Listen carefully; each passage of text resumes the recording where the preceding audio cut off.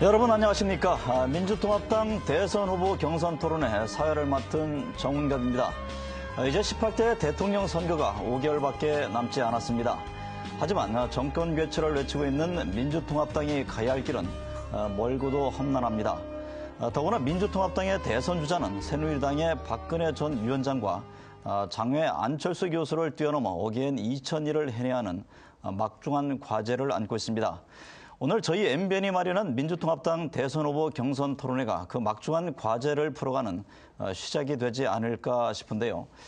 지금부터 120분간 진행될 민주통합당 대선 후보 경선 토론회 함께 하시면서 과연 이 8분의 후보들 중에서 민주통합당의 대선 후보는 누가 될 것인지 전망해 보시기 바랍니다.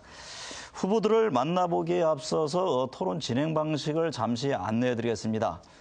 오늘 토론은 모두 발언을 시작으로 두 번의 주제 토론, 또 자유 토론, 그리고 정책 OX와 사회자 주도 토론, 칭찬 릴레이 등 이번 대선에 임하는 각 후보자들의 전략과 핵심 정책들을 살펴볼 수 있는 다양한 순서들이 예정되어 있습니다. 각 토론의 규칙과 진행 방식은 토론이 시작될 때마다 안내해 드리겠습니다. 또한 오늘 토론의 공정성을 기하기 위해서 후보자들의 토론 순서는 사전에 약속된 것임을 미리 말씀드립니다.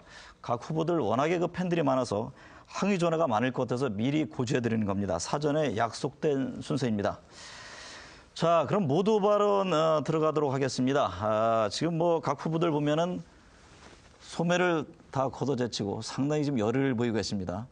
오늘 어떻게 보면 이제 대중들 앞에 첫 일합을 겨루는 그런 자리인데요. 첫 번째 순서 모두 발언. 각 후보는 30초 이내에 이번 그 대선에 출마해야 되는 이유, 또 각자의 목표와 비전을 제시해 주면 됩니다. 시간이 지나면 자동적으로 마이크가 꺼집니다. 사전 약속에 따라서 기호 2번 조경태 후보부터 말씀을 해 주시죠. 사랑하는 국민 여러분 반갑습니다. 기호 2번 민주당 영남 3선 조경태입니다. 무슨 일이든 재미가 있어야 합니다. 이번 경선 40대인 저 조경태가 책임지겠습니다. 흥행몰이를 통해 대역전극의 드라마를 만들어내겠습니다. 영남, 그것도 부산에서 3선 의원한 거 뭔가 있지 않겠습니까? 한번 기회를 주십시오. 저 조경태 열심히 하겠습니다. 고맙습니다. 네, 정확합니다. 기호 또 8번 정세균 후보 이어가겠습니다. 네, 국민 여러분 정말 힘드시죠?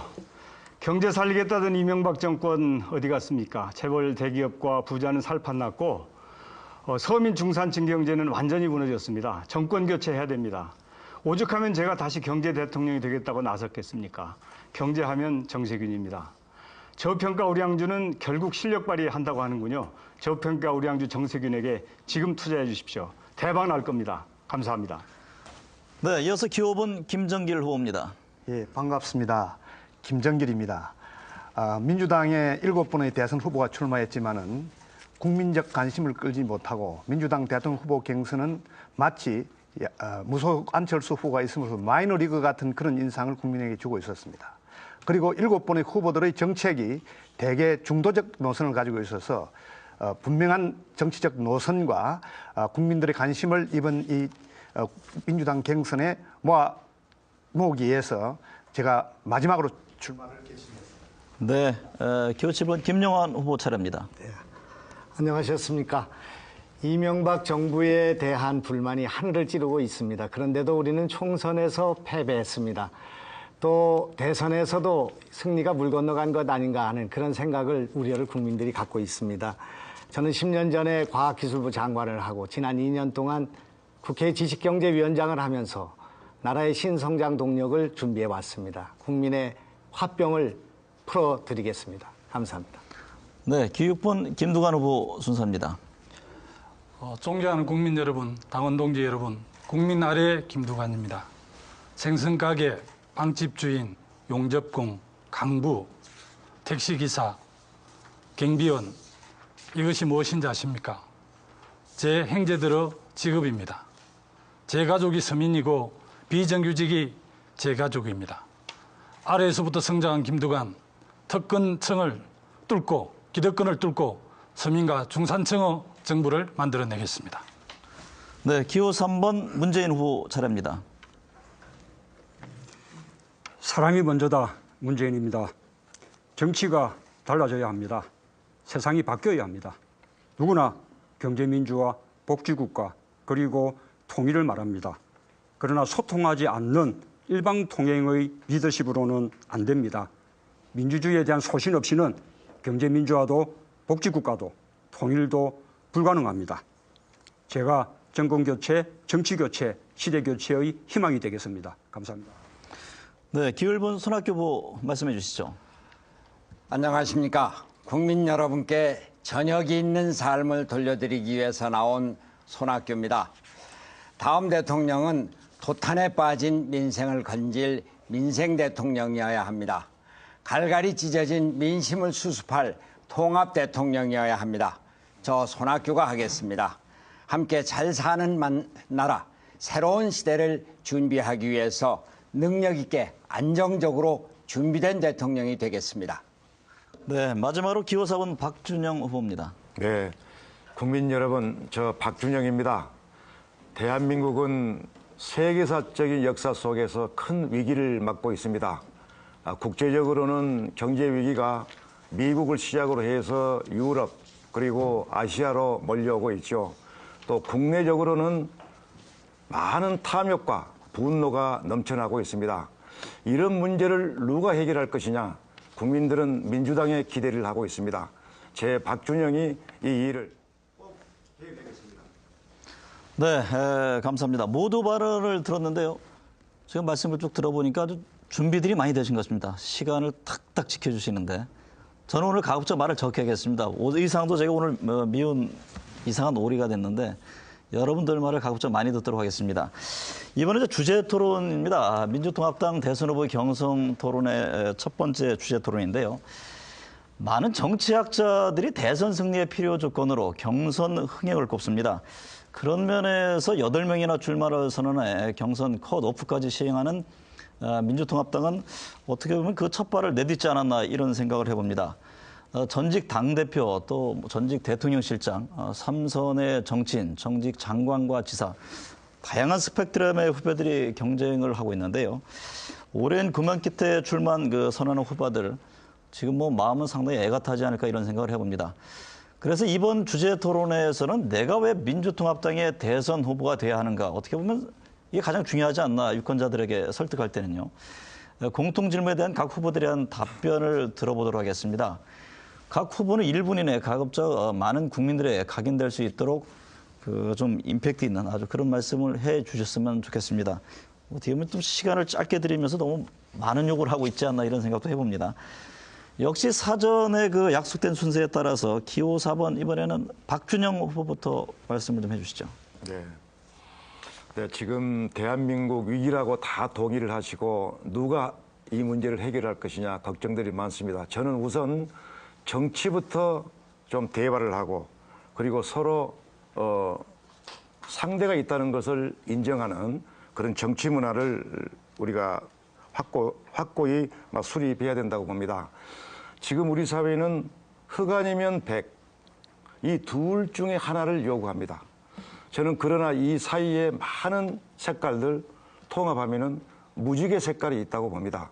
모든 사람이 각자의 색깔을 가지고 있으면서도 서로가 믿고 의지할 수 있는 그런 공동체를 만들어야 됩니다. 저는 국가 운영을 경험했습니다. IMF 위기를 김대중 대통령과 함께 극복하는 데 동행을 했고 또 우리의 가장 큰 문제인 민족 문제 해결하는 데 저 지혜를 모았습니다. 또 제가 지사로서 지방정부를 8년 네. 시간이 오버돼서 이제 마이크가 나오질 않습니다. 손학규 후보 이어가 주시죠. 저 손학규를 보고 대통령 하면 제일 잘할 사람이라고 합니다. 결국 제일 잘할 사람이 대통령이 돼야 합니다. 그렇게 될 겁니다. 이제 다가오는 2013년 참으로 어려운 때가 될 겁니다. 김대중 대통령의 IMF 때보다 더 어려운 때가 될 겁니다. 유능한 대통령, 준비된 대통령을 필요로 합니다. 일자리 만들고 복지 정책을 펴나가고 평화를 열어나갈 수 있는 대통령이 필요로 합니다. 지금이야말로 김대중 대통령과 같은 준비된 대통령이 필요합니다. 경기도지사 때 일자리를 74만 개를 만들고 위스타트와 같은 복지 정책을 펼쳐나가고 한약 분쟁을 해결하고 야권 대통합을 이룩한 통합의 경험을 갖고 있습니다. 결국 민심이 천심입니다. 준비된 대통령 저 손학규가 할 것입니다. 네, 내가 왜 대선 후보가 돼야 하는지 문재인 후보 이어가 주시죠. 예, 민주당과 함께 정권 교체를 이룰 수 있는 가장 경쟁력 있는 후보라고 생각을 합니다. 첫째, 민주당의 자랑스러운 역사, 김대중, 노무현 두 분의 정신을 계승하고 참여정부의 경험 위에서 더 나은 정부를 만들 수 있는 후보입니다. 두 분 대통령을 사랑하는 국민들과 함께 민주당을 정권 교체의 중심으로 세울 수 있는 후보입니다. 둘째, 제게는 새로운 정치를 염원하는 젊은 유권자들의 지지가 함께합니다. 국민들이 민주당에 바라는 정당 쇄신과 새로운 정치를 할 수 있는 적임자입니다. 셋째, 정권 교체를 위해 범야권 지지층의 통합이 꼭 필요합니다. 국민들의 간절한 염원이죠. 그 일을 해낼 수 있는 유일한 후보가 바로 저라고 생각합니다. 네, 시간을 10초 남기셨습니다. 째깍째깍 소리는 10초 남은 다음에 하는 건데 그거 알고선 마무리하신 건지 다음에 염두에 두시길 바랍니다. 김두관 후보 이어가 주시죠. 제가 본선에서 확실하게 이길 수 있는 후보이기 때문입니다. 대의원 조사에서 제가 1등을 했습니다. 당원 동지들은 누가 본선에서 이길 후보인지를 이미 알고 있습니다. 제가 확실하게 양극화를 해소할 수 있는 후보이기 때문에 그렇습니다. 백막걸리를 한번 보십시오. 위에는 맑지만 아래는 탁합니다. 그대로 마시면 전혀 맛이 없습니다. 아래 위를 크게 흔들어야만이 맛있게 먹을 수 있습니다. 대한민국을 통째로 흔들어서 양극화를 이 김두관이가 확실하게 해소하겠습니다. 1% 특권층이 자기는 성공했다고 위로 올라가는 사다리를 걷어찼습니다. 저 김두관이 확실하게 사다리가 되겠습니다.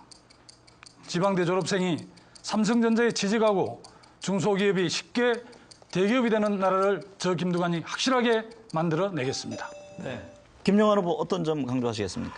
이번에 대통령이 되면은 국민을 통합해야 합니다. 또 좌우를 잘 완화하고 이념 대립을 완화하고 사회 양극화를 해소할 수 있는 그런 대통령이 되어야 된다고 생각합니다. 저는 충청북도 괴산군 청천면이라고 하는 전기도 들어오지 않는 시골에 학교라고는 문학회에 가보지 못한 중국집 주방장 아들로 태어났습니다. 치과대학 5학년 때 저는 유신의 감옥으로 들어가서 20개월 동안 투옥됐습니다. 광주항쟁이 일어났을 때 저와 아내가 함께 전두환의 감옥 속에서 살아야 했습니다. 그 이후에 6년 동안 전기기술자로 노동자로 이렇게 생활하는 서민과 같이 하는 삶을 살아왔습니다. 저는 10년 전에 김대중 대통령의 부름을 받고 과학기술부 장관으로 일하고 사선 의원으로 그리고 지식경제위원장으로 일하는 기회를 가졌습니다. 이 나라는 이제 새로운 지식, 새로운 리더십, 새로운 상상력을 필요로 하고 있다고 생각합니다. 저에게 기회를 주시. 네, 김정길 후보 말씀해 주시죠. 예, 지금 유럽의 금융위기가 우리 한국을 덮쳐오고 있습니다. 지금 이명박 정부가 저질러온 모든 문제들을 해결하려고 하면 능력 있는 대통령이야만이 할 수 있다고 생각합니다. 저는 청와대에서 대통령을 직접 보필하는 청와대 정무수석 비서관을 역임했습니다. 또 행정부에서 초대 행정자치부 장관을 역임한 경험이 있습니다. 국회의원을 했습니다. 제1야당 원내 총무를 하면서 대화 타협을 통해서 문제들을 해결했습니다. 이러한 다른 후보들이 갖지 않는 청와대 행정부 입법부의 경험을 가지고 있고 저는 또 민주당을 30년 이상 해오면서 한 번도 정당을 바꾸지 않고 90년 3당 야합 이후에 부산에서 3당 야합을 거부하고 노무현 대통령과 제가 함께 지역주의에 맞서 싸워왔습니다. 20년 동안 7번 떨어지면서 저희 원칙과 소신을 변치 않고 지켜왔다고 생각합니다. 이러한 능력과 자질을 가지고 다가오는 위기를 현명하게 극복할 수 있다고 확신해서 나왔습니다. 네, 내가 왜 민주통합당 대선 후보가 돼야 하는지 정세균 후보 이어가시죠. 네, 박근혜 후보를 누를 수 있어야 되겠죠. 차별성이 필요하다고 생각합니다. 첫째는 민주당다운 후보라 해야 되죠. 정통성이 있어야 됩니다. 둘째는 일 잘해서 성공한 정부를 만들 수 있는 능력이 있어야 되죠. 셋째는 통합의 리더십을 발휘할 수 있어야 되는데 이런 기준으로 보면 단연 정세균이다라고 하는 자부심이 있습니다. 지금 나라가 매우 어렵습니다. 새누리당 정권은 정권만 맡았다 하면 사고를 냅니다. 난파 정당이죠. 그런데 이제 누구를 우리가 내놓아야 되겠습니까? 이제 많은 경험이 있고 실력이 있는 사람을 내놓아야 됩니다. 조수석에 앉아있던 사람으로는 좀 곤란하겠죠. 불안하니까요. 통통배를 몰아본 사람도 안 됩니다. 능력을 검증받고 도덕성을 검증받은 그야말로 무슨 일이든지 감당할 수 있는 저 정세균이 단연 선택을 받아서 꼭 성공하는 정부를 만들고 박근혜를 누르고 싶습니다. 감사합니다. 네, 마지막으로 조경태 후보 차례입니다. 네, 부산 자갈치 시장 지게꾼의 아들 조경태, 민주당으로 그 척박한 영남에서 부산에서 5번 도전했습니다. 그래서 2번 낙선하고 3번 당선되었습니다. 사랑하는 국민 여러분, 지금 국민 여러분들께서는 먹고 사는 문제에 매우 힘들어하고 있습니다. 오죽했으면은 못 살겠다, 갈아보자라고 할 정도이겠습니까? 저 조경태 반드시 새로운 대한민국을 만들어 나가겠습니다. 재벌 개혁, 부동산 개혁, 교육 개혁, 보육 개혁을 통해서 인간다운 그런 삶을 제가 누릴 수 있도록 하겠습니다. 지금 우리 시대는 속도의 시대입니다. 그리고 구태 정치를 청산해야 됩니다. 새로운 미래 사회를 열어나가야 될 그런 막중한 임무를 띠고 있다고 보고 있습니다. 저 조경태 최선을 다해서 대한민국 국민 여러분들을 잘 섬기겠습니다. 네, 내가 왜 민주통합당의 대선 후보가 돼야 하는지를 들었는데 지금 뭐 쭉 말씀을 들어보면 모두가 다 본인들이 최고입니다.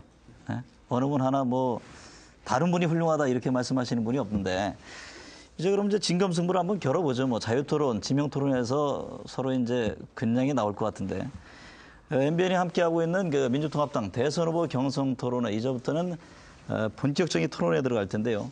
지명 자유토론입니다. 나와 생각이 다른 혹은 꼭 검증해봐야 할 사안을 짚어볼 수 있는 그런 시간인데요. 먼저 그 2명의 상대 후보를 지명한 뒤에 질문을 하시면 되겠습니다. 질문은 1분 이내, 뭐 각각 30초씩입니다. 그리고 답변은 또 역시 1분 이내에 해주시면 되겠습니다. 어느 분에게 질문할지 미리 좀 알려주시고 그다음에 질문에 들어가면 되겠습니다. 뭐 이제 인정사정 볼 필요 없게 됐습니다. 어차피 지금 8분이 지금 일합을 세게 겨뤄야 되는 마당이니까 지금까지 진지하고 차분하게 하셨는데 좀 격하게 해주셔도 되겠습니다. 순서에 따라서 기호 8번 정세균 후보부터 시작을 하겠습니다. 예, 저는 그 손학규 후보와 문재인 후보에게 질문을 하겠습니다. 먼저 손학규 후보 질문하고 답변 듣고 그다음에 질문하겠습니다. 그 손학규 후보께서는 참여정부를 실패한 정부로 규정을 하셨습니다. 저도 참여정부 사람으로 보람 있는 부분도 있었지만 아쉬운 점도 있었습니다. 민주당 대통령 후보가 되고자 한다면 지난 민주정부의 공과에 대해서 냉정하게 평가할 필요가 있다고 생각을 합니다. 참여정부가 잘못한 부분이 있다면 어떤 점이고 가장 큰 책임은 누구에게 있다고 생각하십니까? 그 정세균 대표께서 말씀하신 대로 참여정부의 정신과 가치, 이것은 민주당이 계승해야 될 업적이자 기본 정신입니다. 저는 민주당의 대표를 2번이나 지낸 사람으로서 국민의 정부, 참여정부의 공과는 저의 것이라고 생각하는 사람입니다. 그러나 민생경제 실패로부터는 자유롭지 못하다는 것이 제 솔직한 생각입니다. 재벌개혁이 무산됐고 비정규직이 많아지고 또 양극화가 심해지는 단초가 시작됐습니다. 부동산 가격이 폭등했습니다. 그 결과 국민의 지지를 받지 못해서 이 정권을 이명박 정부에게 넘겨주지 않을 수가 없었습니다. 이것을 누구의 책임으로 보느냐? 그것이 지금 중요한 것은 아니라고 봅니다. 중요한 것은 이 실패의 경험을 우리의 겸허한 반성의 계기로 삼아야 한다. 반성하지 않으면 안 된다, 이런 말씀. 네, 문재인 후보에게 질문하겠습니다. 그 정부가 지난 주말에 DTI 규제에 대해서 일부 완화를 결정을 했습니다. 아마 부동산 시장을 활성화하기 위한 것으로 이렇게 보여지는데 효과가 있겠는지 또 LTV는 손댈 필요가 없겠는지, 앞으로 부동산 대책은 어떻게 가져가야 할 건지, 저는 그 부동산 시장의 연착륙을 위해서 하우스푸어 주택을 매입해서 임대주택으로 하자고 하는 방안을 내놨는데 여기에 대해서는 어떤 의견이신지 좀 듣고 싶습니다. 참여정부 때 부동산 가격을 제때 이렇게 잡지 못한 것은 참 뼈아픈 일이었습니다. 그러나 그 DTI, 그다음에 LTV 이렇게 금융 정책을 통해서 부동산 가격을 끝내 잡을 수 있었고 그 효과를 이명박 정부가 그대로 누렸습니다. 2008년 세계 금융위기 속에서도 한국이 그 금융위기를 비껴갈 수 있었던 것은 그 금융 정책의 덕분이었다고 생각을 합니다. 지금 와서 DTI 규제를 완화하는 것은 결국 은행에서 돈을 빌려서 부동산을 또 구입하라는 그런 유도책과 같습니다. 지금 가계부채 문제가 심각한 이 와중에 가계부채 문제를 더 어렵게 만들 그런 위험이 있다고 생각합니다. 제고되어야 한다고 그렇게 생각을 하고 있습니다. 네. 아까부터 문재인 후보가 시간을 조금 남겨서 하는데 째깍째깍 소리는 10초가 남은 상황입니다. 그걸 염두에 두고 하시는지 그걸 다시 한번 말씀을 드리겠습니다. 지금 뭐 질문은 차분하지만 상당히 뼈가 있고 또 답변 속에도 여러 가지 좀 복합적인 게 얽혀 있는 것 같습니다. 자, 이어서 이제 김정길 후보 질문해 주시죠. 어느 분 하실까요? 저는 문재인 후보와 김두관 후보에게 질문하겠습니다. 우리 지금 가장 우리나라의 심각한 문제는 극심한 양극화라고 생각합니다. 1%의 재벌 기업과 그다음에 99%의 서민들의 생활이 제일 심각한 문제라고 생각합니다. 그런데 이 문제에서 가장 지금 문제가 되는 것이 저는 한미 FTA 문제라고 생각하는데 우리 당의 후보들이 한미 FTA에 대한 입장들이 좀 분명하지 않은 것 같습니다. 그래서 우선은 두 분에게 같이 질문을 드린 겁니다. 한미 FTA가 결국 되면은 어떤 제가 같이 쓰겠습니다. 일본을 쓰면 어떻게 하느냐 하면은 결국은 양국의 재벌 기업들은 덕이 되지만 서민들의 생활은 더 핍박해지고 어려워질 것이다. 그런데 이 가장 심각한 양극화 문제를 해결하는데 한미 FTA에 대한 입장들이 불분명하기 때문에 두 분에게 입장을 묻습니다. 특히 김두관 후보께서는 한미 FTA를 찬성한다는 이야기를 한 것으로 기억하는데 왜 찬성하는지, 왜 한미 FTA 폐기인지 아닌지에 대한 분명한 입장을 밝혀주시기를 바랍니다. 예, 그에 대한 두 분의 견해가 명쾌하게 국민에게 좀 전달되기를 바람하지 않습니다. 예. 제가 먼저 답변 드리면 됩니까? 어떻게 뭐 좋습니다. 누구든지 먼저 준비된 분은 문제 물어보셨습니다. 예, 제가 그럼 먼저 답변하도록 하겠습니다. 저는 방금 김정길 후보께서 한미 FTA를 찬성한다 이렇게 말씀을 하셨는데요. 그건 좀 사실과 다른 부분이고 우리 민주당의 당론처럼 저는 한미 FTA의 여러 가지 독소 조항이라든지 주권 침해 소지가 많이 있기 때문에 우리 당이 12월 대선에 승리하면 반드시 제재 협상을 해야 된다 이런 입장을 분명하게 했었고요. 특히 한미 그 쇠고기 수입 개방과 관련해서도 저는 입장을 분명하게 한 바가 있습니다. 특히 미국에서 한국의 쇠고기를 공짜로 주지 않지 않습니까? 한국 국민들이 당연히 돈을 지불하고 미국 쇠고기를 사 먹는데 우리가 당연히 조건을 걸어서 미국 소고기를 가려서 먹을 소비자 권리가 기본적으로 저는 있다라고 생각을 합니다. 그런 측면에서 우리가 12월 대선에서 반드시 승리해서 한미 FTA 문제에 대해서 철저하게 제재 협상을 해서 우리 주권을 지켜야 된다라고 저는 확신하고 있습니다. 네. 예, 우리는 그 무역을 통해서 먹고 사는 나라이기 때문에 우리가 통상 개방 국가의 길로 나가는 것은 불가피한 일이라고 생각합니다. 그래서 참여정부 때 동시다발적 FTA를 추진했던 것은 옳은 방향이었다고 생각합니다. 다만 한미 FTA는 그 이후에 세계적 금융위기를 이렇게 통해서 보면 좀 우리가 조금 시기상조였던 거 아닌가. 또 한편으로는 그런 FTA를 하려면 국민적인 합의가 필요한데 참여정부 때 타결하고 난 이후에도 그 이후 비준에 많은 진통을 겪었던 것을 생각하면 국민적 합의를 이루는데도 좀 부족한 점이 있었다고 그렇게 좀 반성을 합니다. 한편 이명박 정부 들어서 그 내용이 더 나빠진 것 아주 유감스럽고요. 또 피해를 보는 분야에 대한 피해 보전 대책도 아직도 많이 부족하다고 그렇게 생각을 합니다. 그러나 이미 비준이 된 만큼 국제적 조약으로서 준수는 할 필요가 있다고 생각합니다. 네. 김영환 후보 질문해 주시죠. 네, 어느 저는 후보, 어느 후보? 김정길 우리 후보님한테 먼저 질문 드리고 문재인 후보님한테 질문 드리고 그렇게 하겠습니다. 네. 우선 그 부산 경남에 그 이름 있는 분들은 다 대선에 나온 것 같습니다.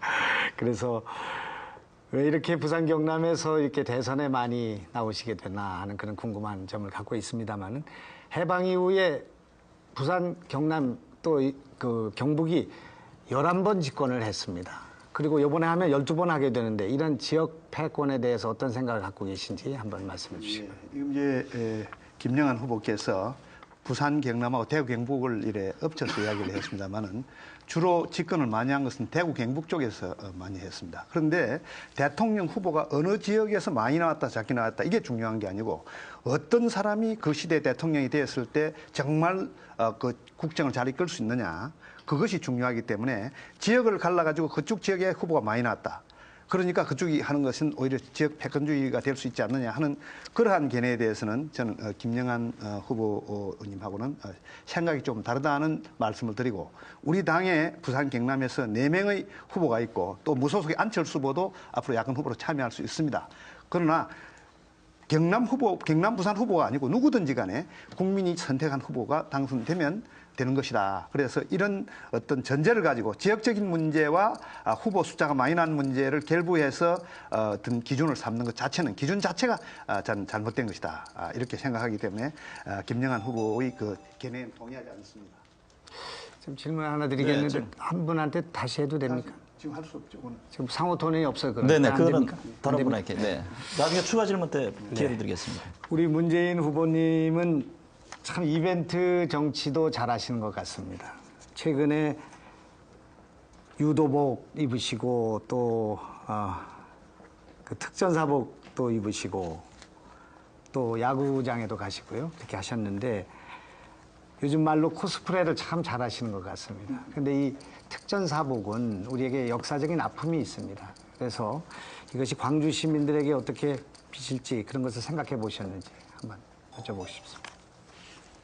예, 그렇습니다. 제가 이미지 정치를 한다는 말을 듣는데 이미지는 이벤트를 통해서 그렇게 생겨나는 것이 아니고 그 살아온 삶 전체가 이미지를 만든다고 생각을 합니다. 제가 요즘 현장을 많이 찾는데 제가 찾는 현장은 나름대로 제가 전하고 싶은 메시지가 있어서 찾는 것입니다. 야구장의 경우에도 그 패자부활의 기회라는 점을 강조를 하고 싶었던 것이고요. 특전사의 경우에는 과거 광주 민주화 항쟁 때 동원됐던 점이라든지 또 부마 민주화 항쟁 때 또 동원됐던 그런 점들은 아주 뼈아픈 그런 과거입니다. 그러나 이제는 그런 아픔도 다 씻어내고 우리 그 국가 안보를 더 튼튼히 하기 위해서 함께 우리가 힘을 모아야 된다고 생각하고 과거의 아픔을 싣고 어떤 화해의 길로 우리 민족이 함께 나갈 때라고 생각을 합니다. 네. 김두관 후보께서 두 분 지빙해서 질문을 해 주시죠. 저는 문재인 후보와 조경태 후보에게 질문을 드리겠습니다. 저는 지역주의 청산을 위해서 경남이라는 지역에서 8번 출마를 했습니다. 그런데 문재인 후보는 지난 총선 전까지 출마 권유를 번번이 거절을 했습니다. 정치를 하려면 어려울 때 함께 고생해야 하는 것은 아닌지 묻고 싶고요. 청와대에서 5년 동안 대통령을 모신 분으로서 대통령의 비극에 대해 책임을 져야 한다는 세간의 의견에 대해서 지금 어떻게 생각하는지 묻고 싶습니다. 우리 김두관 후보께서 지역주의 청산 위해서 이렇게 노력을 많이 하신 점 높이 평가를 합니다. 제가 이번 총선 이전까지는 저는 뭐 정치인이 아니었기 때문에 그때 제가 정치 행위를 하지 않았다고 해서 그것은 기회주의라고 말할 수는 없다고 생각을 합니다. 오히려 기회주의는 노무현 대통령이 인기가 좋았을 때는 누구보다도 노무현 대통령과 가깝다, 또 친노다 그렇게 하다가 또 노무현 대통령이 인기가 떨어지니까 또 이제 노무현 대통령을 비판하는 입장에 서고 또 노무현 대통령이 수사를 받을 때는 오히려 돌을 던지는 그런 형태가 기회주의가 아닐까 생각을 하고요. 그다음에 이제 노무현 대통령 서거를 놓고 저를 이제 공격하는 것은 가슴 아픈 일인데 어쨌든 참여정부 때 어느 정부보다 도덕성이 뛰어났지만 그러나 완전하지 못했고 일부 불미스러운 점이 있었던 것 깊이 사과하고 더 잘해야겠다는 각오를 하고 있습니다. 네, 여러분은 지금 MBN이 함께하는 민주통합당 대선 후보 경선 토론회 지명 자유 토론 시간을 보고 계십니다. 이어서 그 문재인 후보가 두 후보를 조경태 후보 질문 한 번 더 해주시고 네. 조경태 후보께서는 아주 어려운 부산에서 민주당으로 3번이나 당선되는 그런 쾌거를 이루고 한 점에 대해서는 저희들이 높이 평가를 합니다. 문재인 후보께서 방금 대통령 죽음에 대해서 여러 가지 말씀을 해주셨는데요. 지난번에 조경태 후보께서 문재인 후보 5대 불가론에 대해서 명확하게 지적하신 적이 있는데 지금도 그 견해에 대해서 변함이 없으신지 묻고 싶습니다. 예, 국민들은 알고 싶어 하는 내용들이 있습니다. 그리고 또 궁금해하기도 합니다. 거기에 대해서 후보가 되신 분들은 성실하게 답변할 자세가 되어 있어야 된다라고 저는 생각을 합니다. 그리고 지금 우리는 정정당당하게 링 위에 올라와 있는 선수들이다라는 말씀을 드리고요. 그 어떤 질문에 대해서도 성실하게 답할 좀 자세가 되어 있어야 되지 않겠나 하는 그런 취지의 말씀을 드리겠습니다. 그래서 지금 우리 문재인 후보님께서 또 우리 여기 8분 중에서 가장 앞서 나가고는 있습니다만은 그리고 또 넘어야 될 산들이 또 너무 많이 있습니다.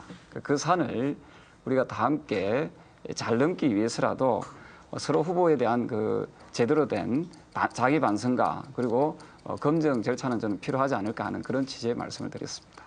네, 지금 먼저 집중 질문을 받고 있는 문재인 후보 어느 후보에게 질문을 드리겠습니까? 예, 저는 우리 민주당 당 대표를 역임하신 우리 손학규, 정세균 두 분 후보님께 질문 드리겠습니다. 먼저 손학규 후보님, 손학규 후보님은 젊은 시절에 민주화 운동에 아주 앞장서 오신 분입니다. 지금 이제 유신 독재와 오히려 군사 쿠데타를 찬양하는 그런 세력이 지금 재집권하려고 하고 있습니다. 분노하지 않을 수 없는 일인데 어떻게 생각하십니까? 그리고 전력이 있는 삶 이렇게 참 좋은 슬로건 만드셨는데 나중에 제가 후보가 되면 좀 빌렸어도 괜찮겠습니까? 네. 자, 두 번째 질문부터 답을 드리죠. 별로 그런 일이 없을 것 같아요. 제가 그 대통령 후보가 될 것 같고 아까도 말씀드렸지만 대통령 잘할 사람이 대통령이 돼야 된다고 하는 것이 우리 국민의 마음일 것 같고 또 박근혜 후보를 누를 수 있는 사람 손학규가 될 것이니까 별로 그런 걱정은 안 해도 될 것 같습니다. 유신을 찬양하는 사람 세력이 다시 집권한다. 결코 있을 수가 없습니다. 그래서 우리가 사명감을 갖고 나서야 합니다. 아무리 박근혜 후보가 복지를 얘기하고 경제민주화를 얘기한다고 하더라도 민주주의에 대한 소신과 철학이 없이는 복지, 경제민주화 이럴 수 없습니다. 바로 우리가 그래서 이번 대통령 선거 능력 있는 안정된 세력으로 막아야 하는 것입니다. 예, 좋은 말씀 감사드리고요. 예, 이제 정세균 후보님, 지금 이제 가계부채 문제가 우리 국민들에게 지금 시한폭탄이지 않습니까? 우리 정세균 후보님은 실물 경제에 아주 밝으신데 지금 이제 가계부채 문제가 얼마나 심각한 것인지 그리고 참여정부 때보다 얼마나 더 나빠진 것인지 앞으로 어떻게 우리가 대처를 해 나가야 될 것인지 고견 듣고 싶습니다. 네, 아마 이 가계부채가 이 나라를 크게 뒤흔들 위험이 매우 커서 저는 이 문제에 대해서 미리 철저하게 대비를 해서 다시는 그 IMF 외환위기와 유사한 상황을 맞아서는 절대 안 된다 이렇게 생각을 합니다. 우리가 이제 참여정부를 끝날 때 가계부채의 규모가 한 390조 정도 됐는데 지금 1000조가 넘었다고 하니까 엄청나게 증가한 상태입니다. 특히 이 부동산 관련 가계부채가 굉장히 많습니다. 1000조의 한 40% 정도 되죠.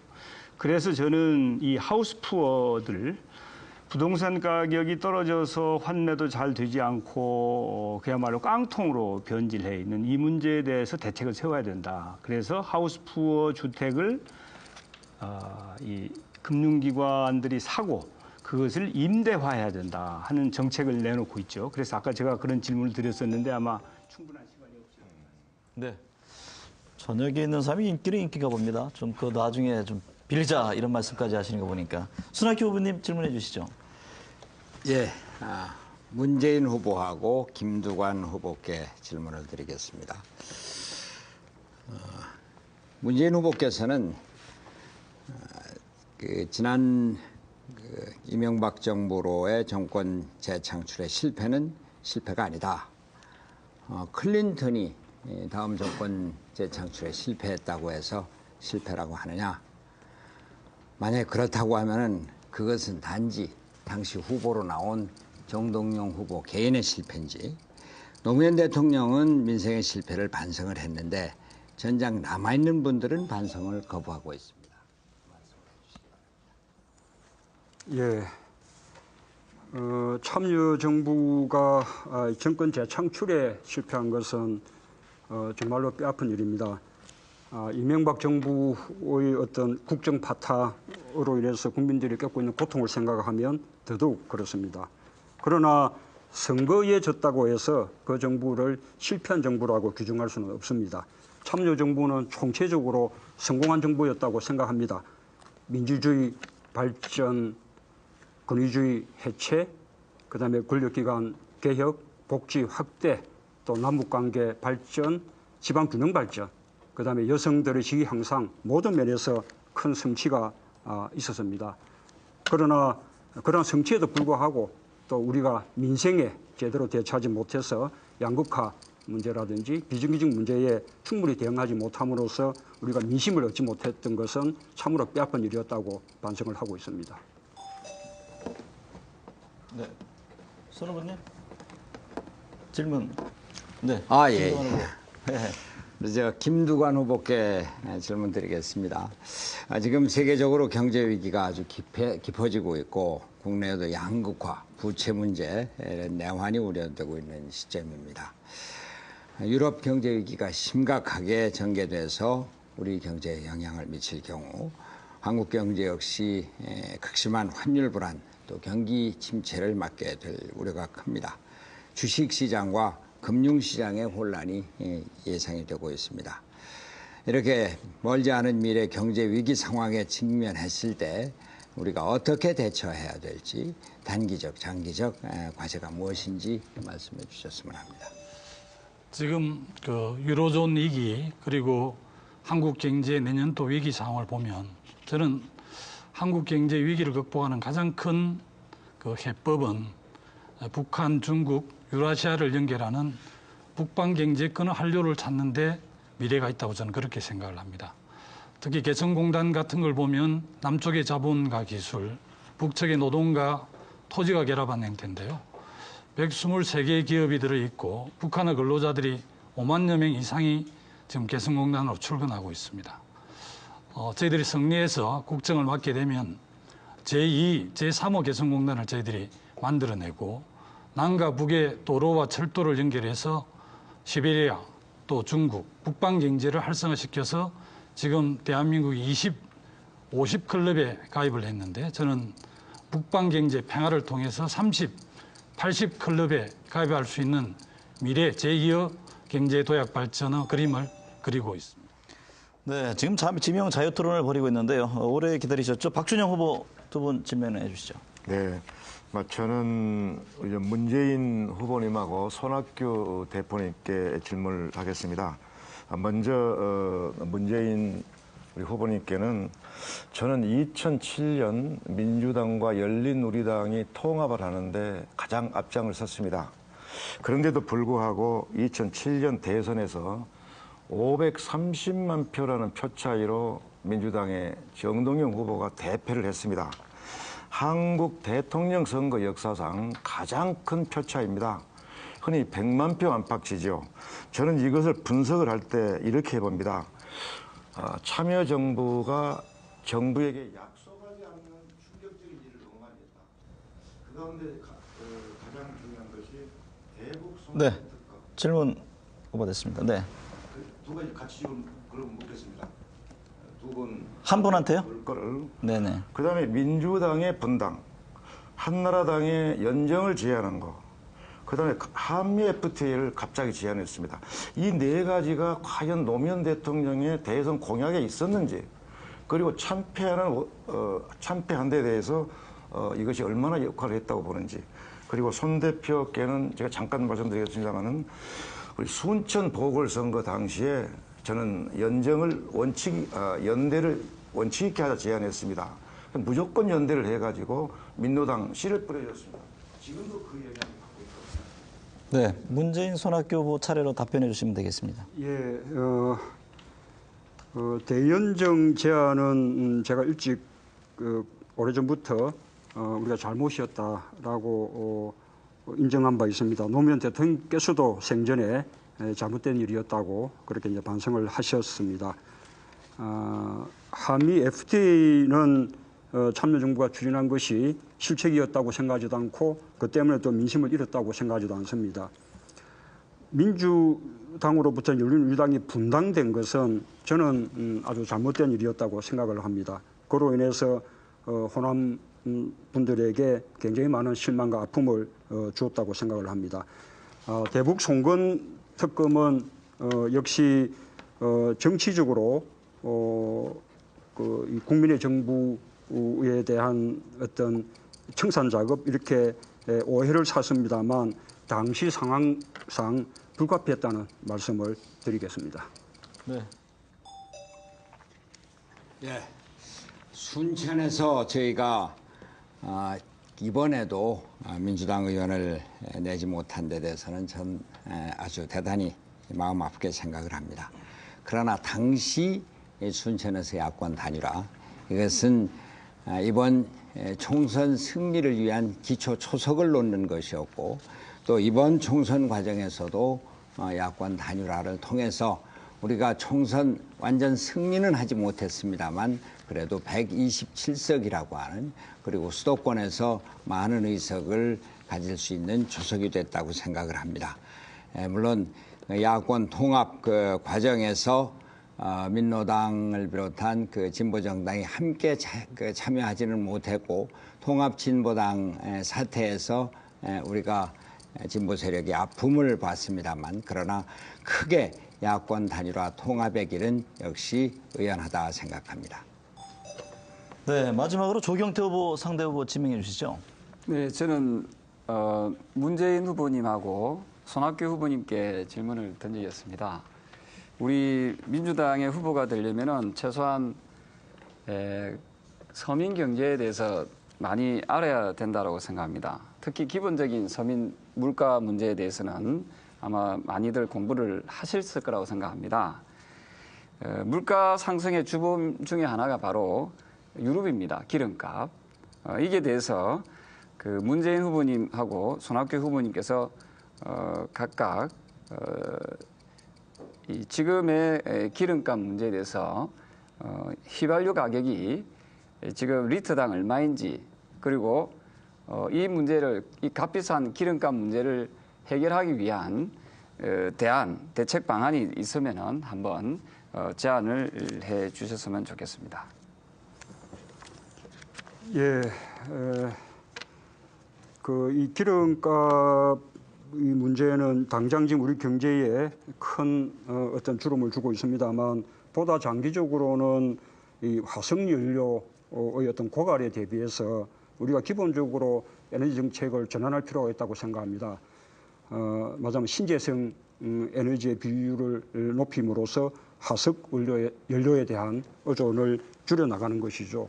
또 한편으로는 우리 지금 산업 구조가 지나치게 그 에너지 다소비 구조로 되어 있는데, 그것을 또 에너지 저소비 구조로 그렇게 이제 바꿔야 된다고 생각합니다. 당장 이 서민들의 아픔을 위해서는 서민들에 대한 여러 가지 유류비 지원이라든지 그런 서민들의 그 가계 비의 압박, 그다음에 생계 대책을 좀 보다 종합적으로 복지를 통해서 지원할 필요가 있다고 생각을 합니다. 네, 손학규 후보 답변 이어가 주시면 되겠습니다. 예.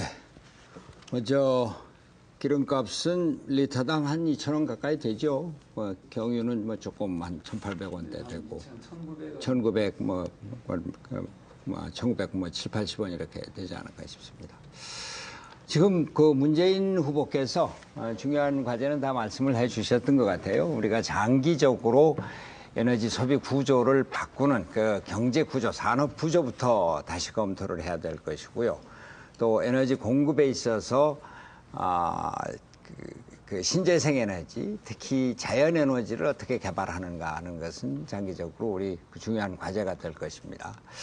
단기적으로는 지금 그 정유사, 그 빅정유사의 그 단맛 구조를 어떻게 깰 것인가 하는 것이 국가 정책상 아주 중요한 과제가 될 것입니다.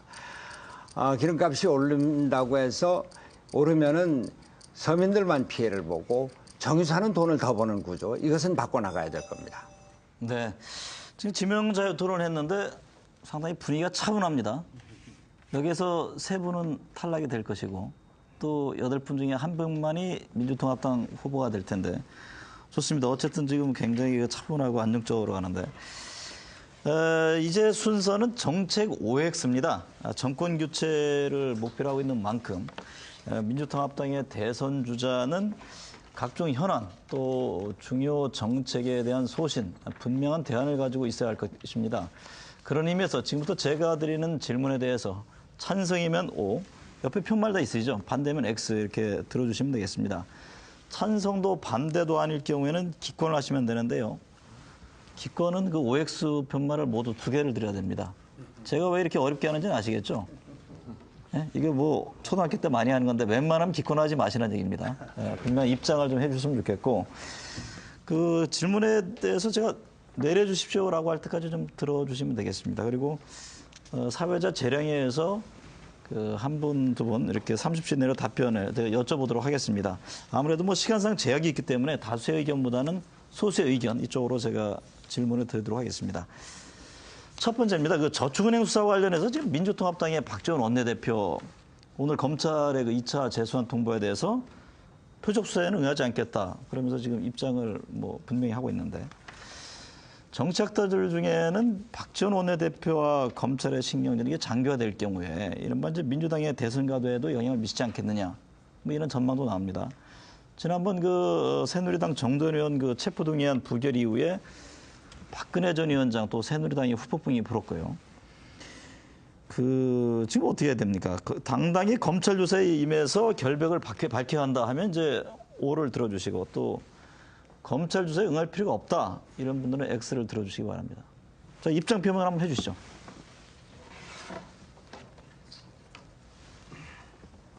네. 검찰 조사에 응할 필요가 없다. X 들고 계시죠? 박준영 후보.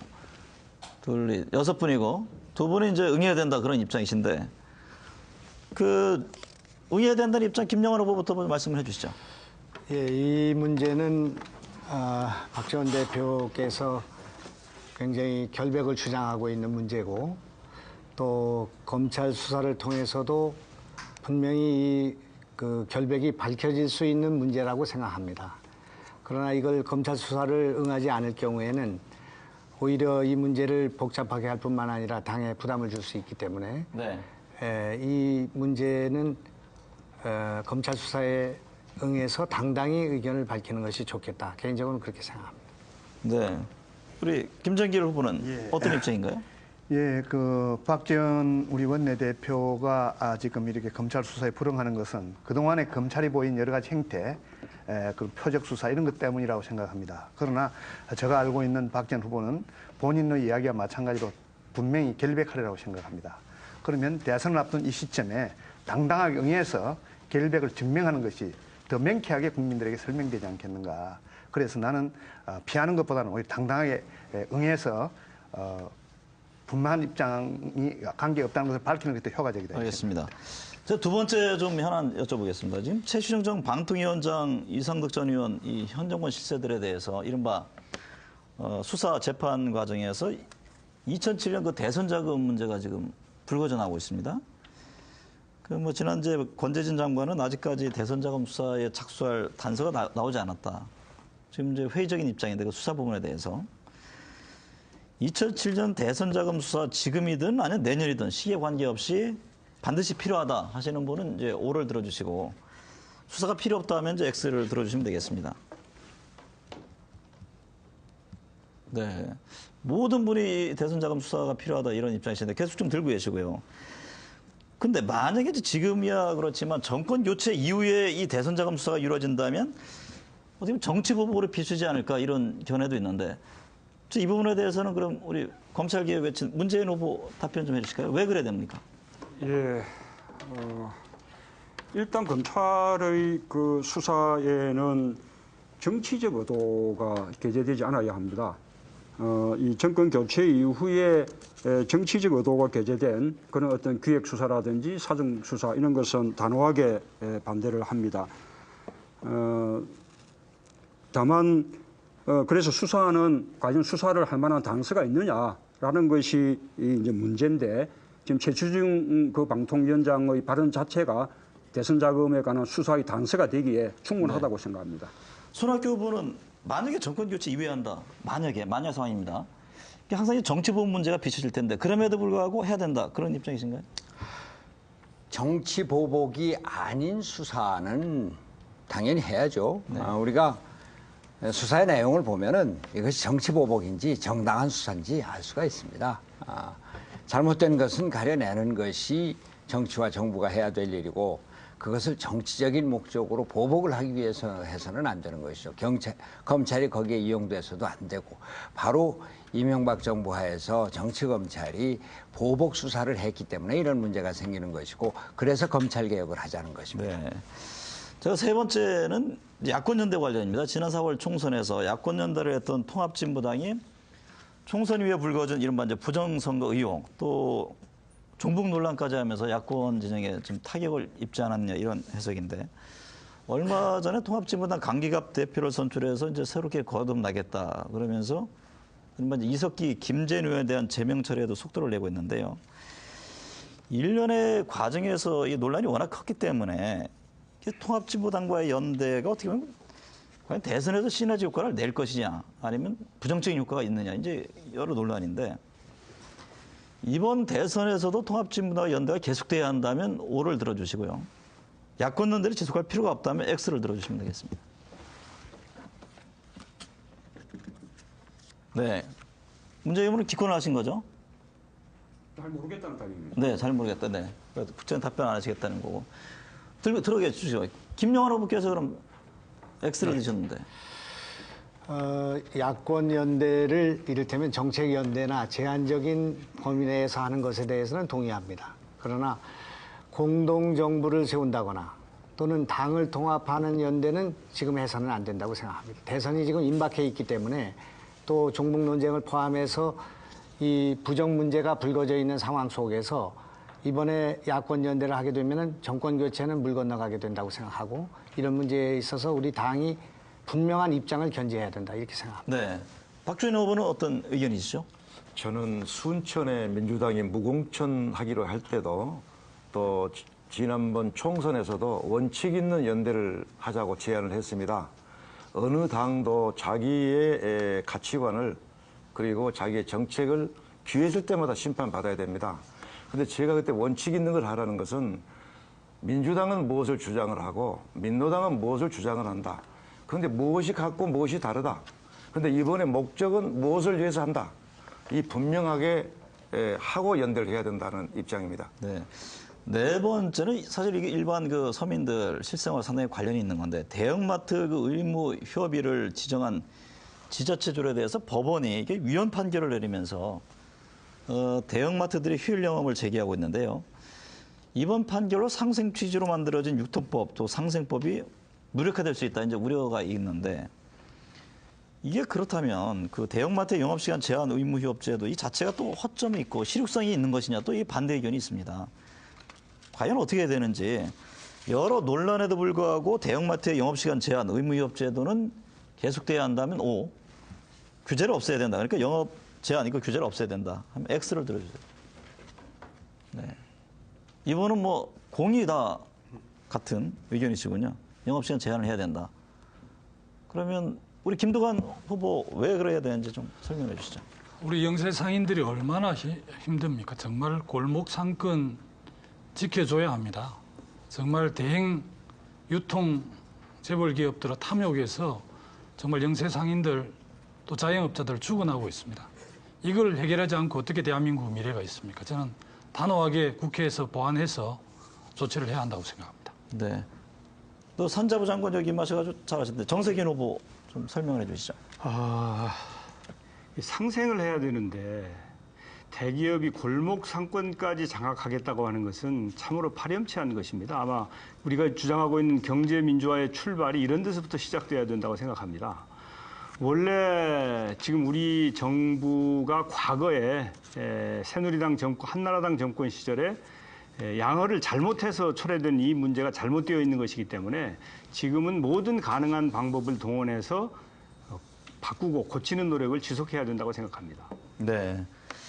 다섯 번째 질문입니다. 이 고 박광작 씨 피살 사건으로 금강산 관광이 지금 중단된 지가 4년이 지났는데요.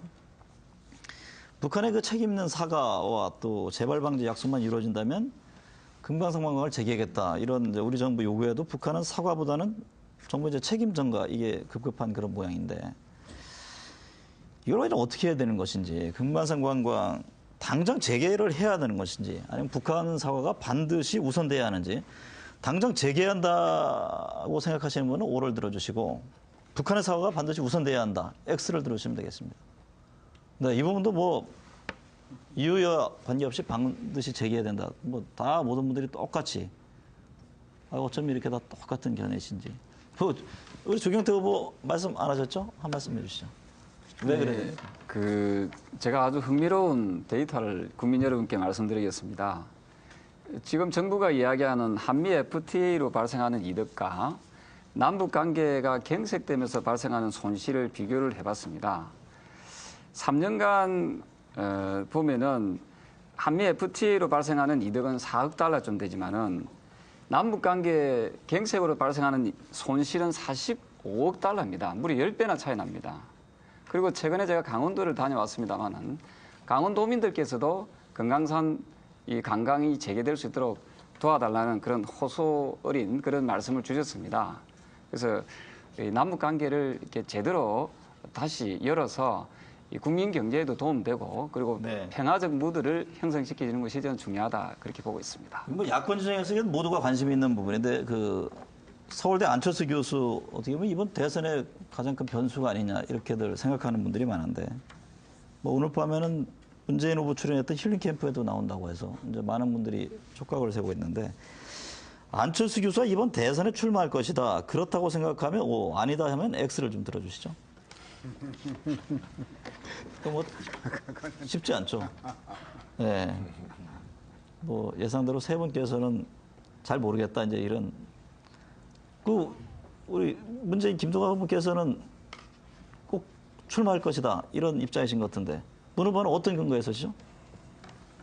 예, 이번에 안철수 교수가 낸 책을 보니까 거의 뭐 출마에 대한 입장 표명으로 그렇게 보였습니다. 그래서 출마한다는 뜻은 확고한 것으로 보이고요. 문제는 이제 우리 민주통합당과 안철수 교수 또 그분을 지지하는 그런 층과 사이에 어떻게 연대 또 통합을 이룰 것인가 거기에 우리 정권 교체의 어떤 그 관건이 달렸다고 생각을 합니다. 김두관 후보는 어떤 근거에서? 안철수 교수의 책을 보니까 이제 자유, 평화, 복지, 통일 이런 부분에 대해서 많이 언급을 하셨고요. 또 주요 정책을 보니까 신재생 에너지를 통해서 원전 문제 이런 것까지 많이 건드리고 또 여러 부분에서 정책 대안을 제시해 놓은 걸 보니까 아마 국정 운영에 상당한 준비를 하신 것 같아서 제 느낌으로는 틀림없이 적절한 시기에 출마 선언을 하지 않을까 그렇게 생각이 들었습니다. 네, 지금 시간이 빠르게 지나가고 있습니다. 이번에는 그 사회자 주도 토론인데 조금 속도를 내보겠습니다. 이번 대선의 특징 중에 하나는 역시 이제 여당의 대선 주자가 분배와 복지를 강조하고 있고요. 야당의 대선 주자들은 성장의 중요성을 강조하고 있어서 어떻게 보면 여야가 좀 바뀐 그런 상황이 되고 있는데 계속된 그 글로벌 경제 위기 또 가속화된 양극화 문제가 이 상충되면서 정치권에 새로운 변화를 가져온 것이 아닌가 이런 뭐 얘기들을 합니다만 역시 당락을 가를 중독층의 표심을 잡기 위한 전략 아니냐 이렇게들 보는 측면이 있습니다. 사회자인 제가 사전 약속된 순서에 따라서 각 후보에게 질문을 드리면 1분 30초 내로 좀 답변을 해주시면 되겠습니다. 1분 내에 해주시기 바랍니다. 1분 내. 우선 아무래도 경제 정책에 있어서 가장 중요한 화두는 고용, 일자리를 늘리는 성장 전략이 과연 무엇인지 또 복지하는데 재원은 과연 어떻게 마련할 것인지 아마 여기에 모든 게 다 집약된다고 봅니다. 무슨 뭐 재벌 정책이든 노동 정책이든 질문 속에 요 내용들을 좀 포함을 해주시면 좋겠고요. 우선 좀 김정길 후보에게 질문을 드리겠습니다. 인터뷰를 보니까 결혼 정년기인데 돈이 없어 못하는 사람이 없도록 해야 하고 돈이 없어 아이를 못 낳는 사람은 없게 해줘야 된다.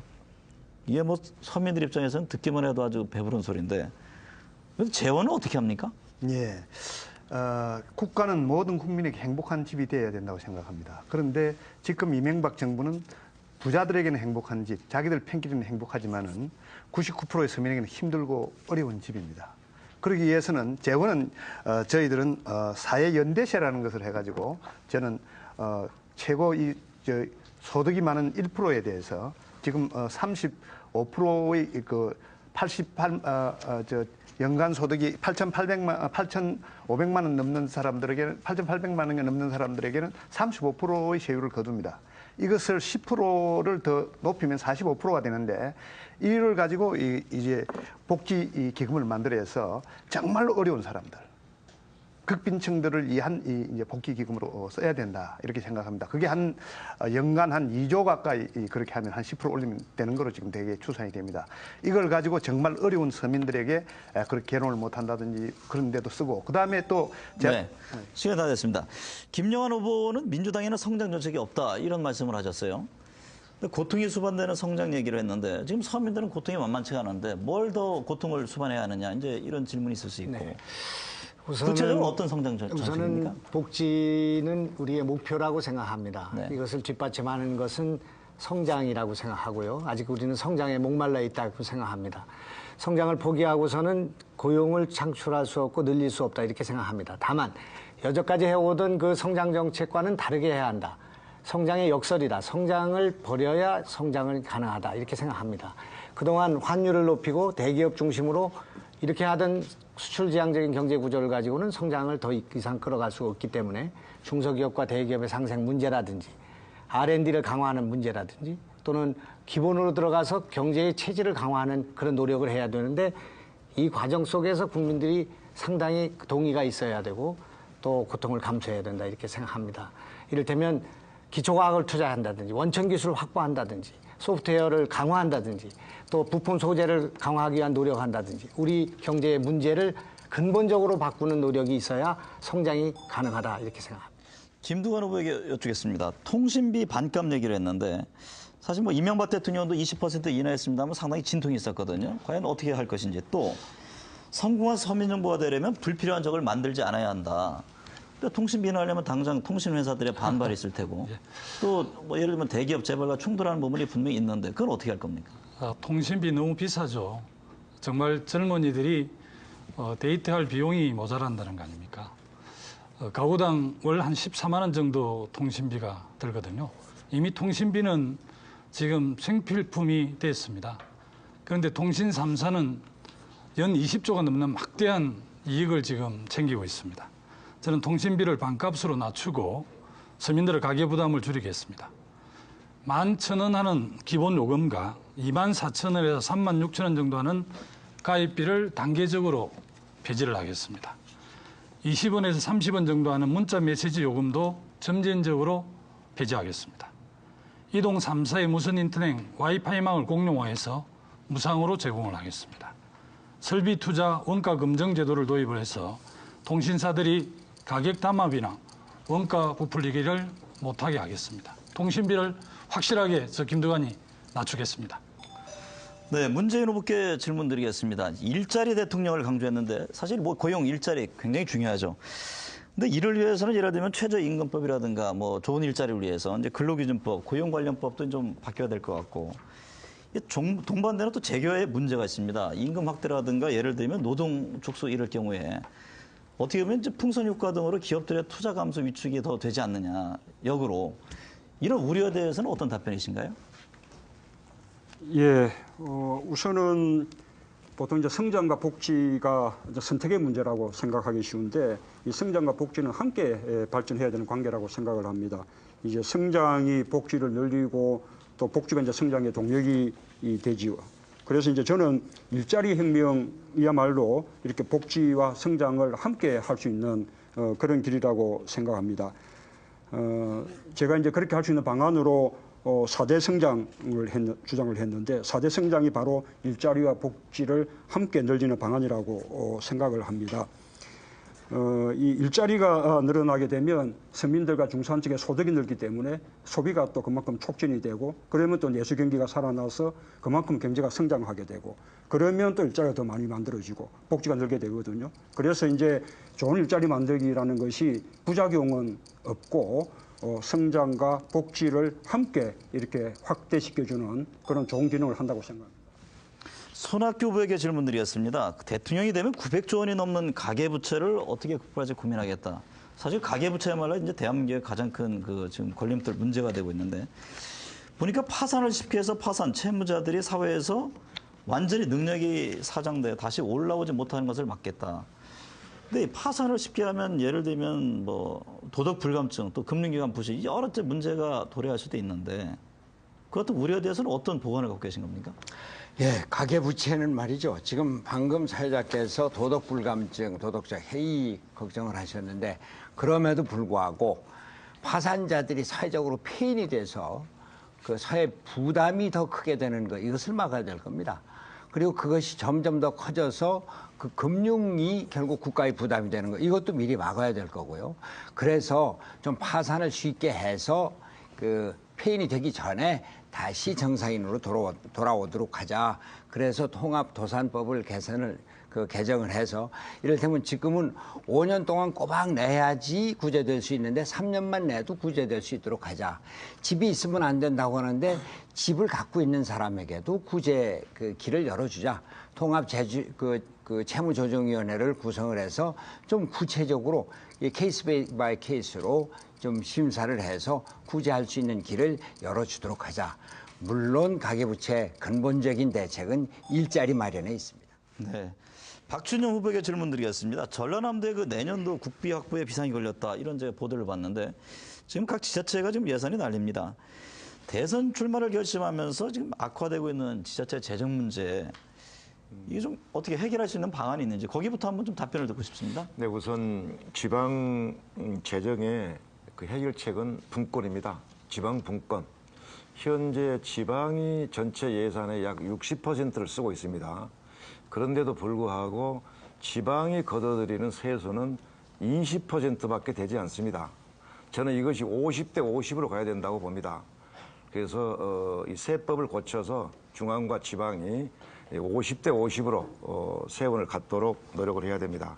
그리고 현재 지방에 이렇게 많은 것을 이양해 놓고 있는 복지 부분은 저는 중앙정부가 가져가야 된다고 봅니다. 2005년 이 복지 부분을 상당 부분 지방에 넘겼습니다. 근데 저는 그때 잘못됐다고 굉장히 반대를 했습니다. 앞으로 이 복지는 중앙정부가 하되 집행을 지방정부가 하도록 그런 식으로 간다 하면은 지방의 재정이 숨이 트이고 창의력 있는. 네. 조경태 후보에게 질문드립니다. 부동산 혁명을 하겠다. 정책에 보니까 그런 내용이 있던데 집이 없는 사람은 없는 사람들 이번에 집 때문에 뭐 사실 괴로운 세상이 됐다 이런 얘기들이 들리는데 조경태 후보가 구성하고 있는 이른바 실현 가능한 부동산 혁명은 어떤 겁니까? 일단은 부동산, 특히 집은 이제 더 이상 그 투기의 대상이 되어서는 안 됩니다. 이것은 주거의 개념으로 가야 되고 이건 제가 오래전부터 말씀드렸던 그런 정치 철학이 되겠습니다. 우리가 인간이 인간답게 살기 위해서는 주거에 대한 안정이 확보되지 해야 됩니다. 지금 우리 젊은이들이 왜 결혼을 하지 않겠습니까? 그것은 바로 내 집 마련의 꿈이 없기 때문에, 희망이 없기 때문에 이 결혼을 미루고 있습니다. 저는 많은 분들이 지금 복지를 얘기합니다만은 주거 복지만큼 가장 중요한 그런 복지는 없다는 말씀을 드리겠습니다. 그러기 위해서는 저는 정부가 끊임없이 임대 아파트를 지어내야 됩니다. 저조경태가 만약에 대통령이 된다면은 연간 11만 호씩 55만 호를 짓겠습니다. 그러다면은 OECD 국가의 평균의 임대 아파트가 확보되게 됩니다. 그렇게 되면은 더 이상 부동산으로 인한 그런 어려움이나 안타까움은 사라질 것이다라고 보고 있습니다. 네. 마지막으로 기호 8번 정세균 후보에게 질문 드리겠습니다. 정 후보의 핵심 정책을 보면 이제 분수 경제론이라고 해서 이제 중소기업 정책을 강조를 했는데, 근데 지금 양극화가 지금 극심한 상황에서 경제 성장의 원동력을 중소기업에서 어떻게 찾을 것인지, 또 그 효과가 이른바 사회 전반에게 퍼지는 분수 효과 기대, 과연 그게 가능할 것이냐, 어떤 대안을 갖고 하신 말씀이시죠? 그 이명박 새누리당 정권의 낙수 경제 대신 분수 경제로 가면 가능합니다. 우리나라의 산업 구조가 대기업은 소수이고 또 대기업이 고용하고 있는 노동자도 소수입니다. 대부분의 90%의 노동자를 고용하고 있는 것이 중소기업이기 때문에 정부가 경제 정책을 특권 경제, 대기업 위주의 경제 정책에서 중소기업 위주의 경제 정책으로 그 기조를 바꿔야 됩니다. 그리고 또 우리 국회는 말하자면 정치권은 경제 민주화를 실천해야 됩니다. 그래서 공정한 경쟁이 가능하고 공정거래 질서가 확립되도록 필요한 법과 제도를 정비해주면 이게 이제 중소기업에 근무하는 90%의 노동자들이 좀 더 나은 분배를 받고, 그들은 생산자이면서 소비자이기 때문에 그들이 더 많은 소비를 할 수 있도록 해서 경기를 진작시키면, 그러면 선순환이 가능하다. 저는 이렇게 판단합니다. 네. 사회자 그 이른바 주도 토론이 이제 여기서 이제 마칩니다. 좀 아쉽지만은 또 자유 지명 토론에서 여러분들의 의견을 듣도록 하겠습니다.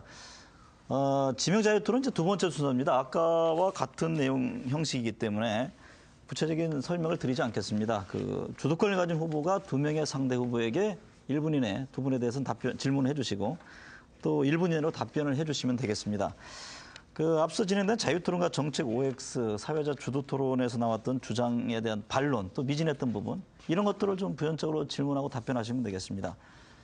사전 약속된 순서에 따라서 기호 7번 김영환 후보부터 시작하겠습니다. 네, 문재인 후보님하고 김두관 후보님께 질문하겠습니다. 문재인 후보께서 참여정부가 성공한 정부다 이렇게 말씀하시는 거 보고 참 깜짝 놀랐습니다. 지난 대선에서 530만 표를 졌을 뿐만 아니라 과반수를 얻고 있었던 열린우리당이 80석으로 이렇게 쪼그라들었습니다. 국민들이 생각하는 그 인식과 지금 문 후보님이 생각하시는 인식 사이에 상당히 괴리가 있지 않은가 그런 생각을 갖습니다만은 어떤 점에서 참여정부가 과오가 있었는지 하는 말씀을. 아까 참여정부가 총체적으로 성공한 정부라고 본다는 것을 말씀을 드렸고요. 그다음에 또 정권 재창출의 실패 아주 뼈아픈 일입니다. 그러나 이제 정권 재창출의 실패, 마지막 선거에 진 그 이제 책임이나 원인은 우리가 다 함께 감당해야 될 그런 부분이라고 생각하고 다른 사람 탓을 할 짓은 아니라고 생각을 합니다.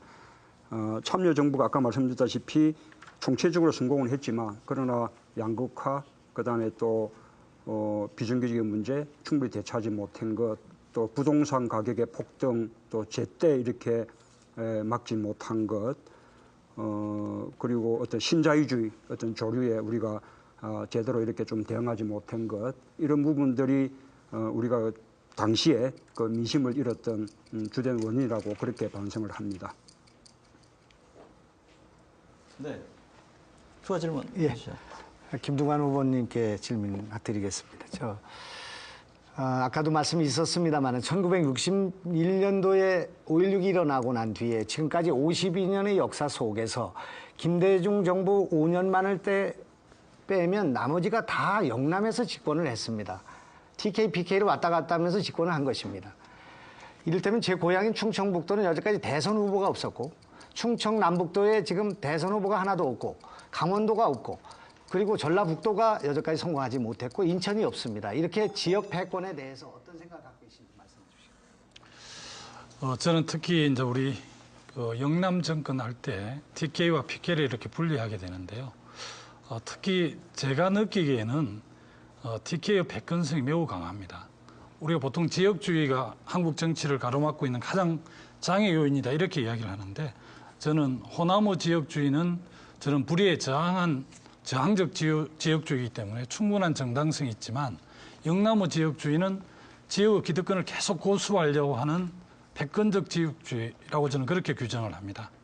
물론 대통령이 뭐 독도에서도 나올 수도 있고 제주도에 나올 수 있지만 그래도 한 지역에 이렇게 그 특정 지역에 많이 배출되는 것은 어떻게 보면 국민 통합 측면에 좀 아쉬움이 있죠. 영남 지역에서 정권을 잡으면 다른 지역의 인사를 탕평책을 써서 그런 문제를 좀 해소하는 게 그나마 국민 통합에 크게 도움이 되지 않을까 저는 그렇게 믿고 있습니다. 네, 김두관 후보께서 두 분 지명해서 질문해 주실 차례입니다. 예, 문재인 후보와 손학규 후보에게 질문을 하겠습니다. 최근 안철수 교수는 최근 자신의 책에서 민주당의 총선 패배가 본인의 역할을 고민하게 만들었고 패배의 근본 원인은 개파 정치와 잘못된 공천 이렇게 이야기를 했습니다. 문재인 후보께서는 특히 부산의 공천을 주도해서 상당히 여러 가지 문제가 저는 야기됐다고 보는데 부산 공천 문제에 대해서 어떤 생각을 갖고 계신지 그리고 PK 지역의 득표율이 높아졌기 때문에 낙동강 벨트에서 성공한 선거라고 이렇게 말씀하셨는데 지금도 그렇게 생각하시는지 묻고 싶습니다. 총선 패배에 그 민주당이 국민들 기대에 미치지 못했죠. 이 부산 공천을 제가 주도했다는 것은 전혀 사실이 아니고요. 저도 공천 신청자 중 한 사람이었을 뿐이죠. 우리 이제 부산에서 이 낙동강 벨트 지역에서 더 많은 당선자 내지 못한 것 아주 이제 아쉬운 일입니다. 그러나 이 부산이 굉장히 어려운 지역이라는 것은 다 아시는 바와 같고 부산 지역에서 민주통합당 간판으로 그래도 부산에서 한 명 더 또 김해에서 한 명 더 이렇게 두 명의 당선자를 늘린 것은 큰 성과고요. 또 함께 득표율이 또 40% 이렇게 높아진 것 대단한 성과라고 생각합니다. 저는 그 부산 총선 결과를 실패라고 규정하는 것은 함께 노력했던 우리 민주통합당의 당원들 또 지지했던 시민들의 어떤 그 부분을 좀 폄하하는 것이라고 생각을 합니다. 손학규 후보에게 묻겠습니다. 기본적으로 40% 정도 득표를 했다 하더라도 지난번 민주통합당의 실패는 우리 국민들에게 정말 큰 상처를 줬더라고 생각을 합니다. 손학규 후보께서는 제가 알기로는 선거에 관한 선당 구사를 하신 분이라고 생각을 합니다. 가장 어려운 분당을 해서 출마를 하셨고 어려운 쪽에서 그렇게 하셨는데 지난 민주당의 총선 전체 상황에 대해서 좀 어떤 생각을 갖고 계신지 묻고 싶습니다. 참으로 안타까웠죠. 저희가 작년 말에 야권 대통합을 이루고서 민주당에 대한 국민적인 기대가 아주 높았습니다. 지지율이 급상승을 해서 새누리당을 10%까지 앞섰습니다. 근데 결국 그 뒤에 우리 당이 보여준 교만 그리고 다 이겼다 그래서 소위 땅 따먹기, 패거리 가루기 이런 공천으로 국민들에게 많은 실망을 줬습니다. 이거 안 되겠구나. 다시 지지를 유보했었던 겁니다. 그러나 우리 국민들이 민주당에 완전히 지지를 철회한 거 아닙니다. 그래도 127석을 줬습니다. 많은 투표를 해줬습니다. 이것은 우리 민주당에 국민들이 부여한 책임이라고 봅니다. 정권 교체를 이뤄내라. 이제 조금 더 제대로 하고 반성을 하고 앞으로 나가면은 그러면은 우리가 지지를 해줄 것이다. 이제 우리 민주당은 국민들에게 우리가 해낼 수 있습니다. 잘 사는 나라 만들겠습니다. 약속 지키는 겁니다. 네, 문재인 후보 어느 후보께 질문하시겠습니까? 저는 민주당이 배출한 두 분 도지사님께 질문드리겠습니다. 우리 이제 김두관 후보님 먼저 질문드립니다. 우리 김두관 후보님은 참여정부 때 그 행자부 장관 하시면서 지방자치와 분권의 전도사 역할을 하신 분입니다. 이명박 정부의 지방 분권과 균형 발전이 참여정부에 비해서 얼마나 퇴행했는지, 그리고 우리나라가 분권형 국가로 발전해 가기 위해서 어떤 방안이 필요하다고 생각하시는지 말씀해 주시기 바랍니다. 우리 참여정부에 여러 가지 공과가 있겠습니다마는 저는 참여정부의 지방분권 국가균형 발전이야말로 12대 국정과제 중에서 가장 크게 핵을 그었다고 생각을 합니다. 얼마 전에 세종자치특별시가 출범을 했고 핵심 도시를 비롯해서 지금 참여정부에서 추진했던 국가균형 발전과 지방분권이 이제야 속도를 냅니다. 우리가 했던 여러 가지 일들을 이명박 정부는 거의 추진하지 않으려고 했었습니다. 그래서 지방정부 또 시민사회 강력한 저항을 받았고 제가 지사로 있는 경남의 진주 핵심 도시만 해도 거의 내년쯤 완공이 돼야 되는데 내년에 이제 본격적으로 시작이 되고 나주 핵심 도시, 전주 완주 핵심 도시도 이제 막 시작을 하려고 합니다. 정말 이명박 정부의 지방분권 정책, 국가균형 발전 정책에 대해서는 저희 입장에서는 평가할 게 없다라고 생각을 합니다. 네, 박 후보 질문해 주시죠. 박준영 후보님, 이 전라남도는 농가 인구가 도민의 한 20% 차지하고 또 이제 살 생산량도 전국 최대입니다. 마침 이 전라남도가 대한민국 농업의 중심지라고 할 수 있는데요. 이 FTA 시대를 맞아서 이 농가와 농업을 살리는 그런 어떤 근본적인 대책이 필요합니다.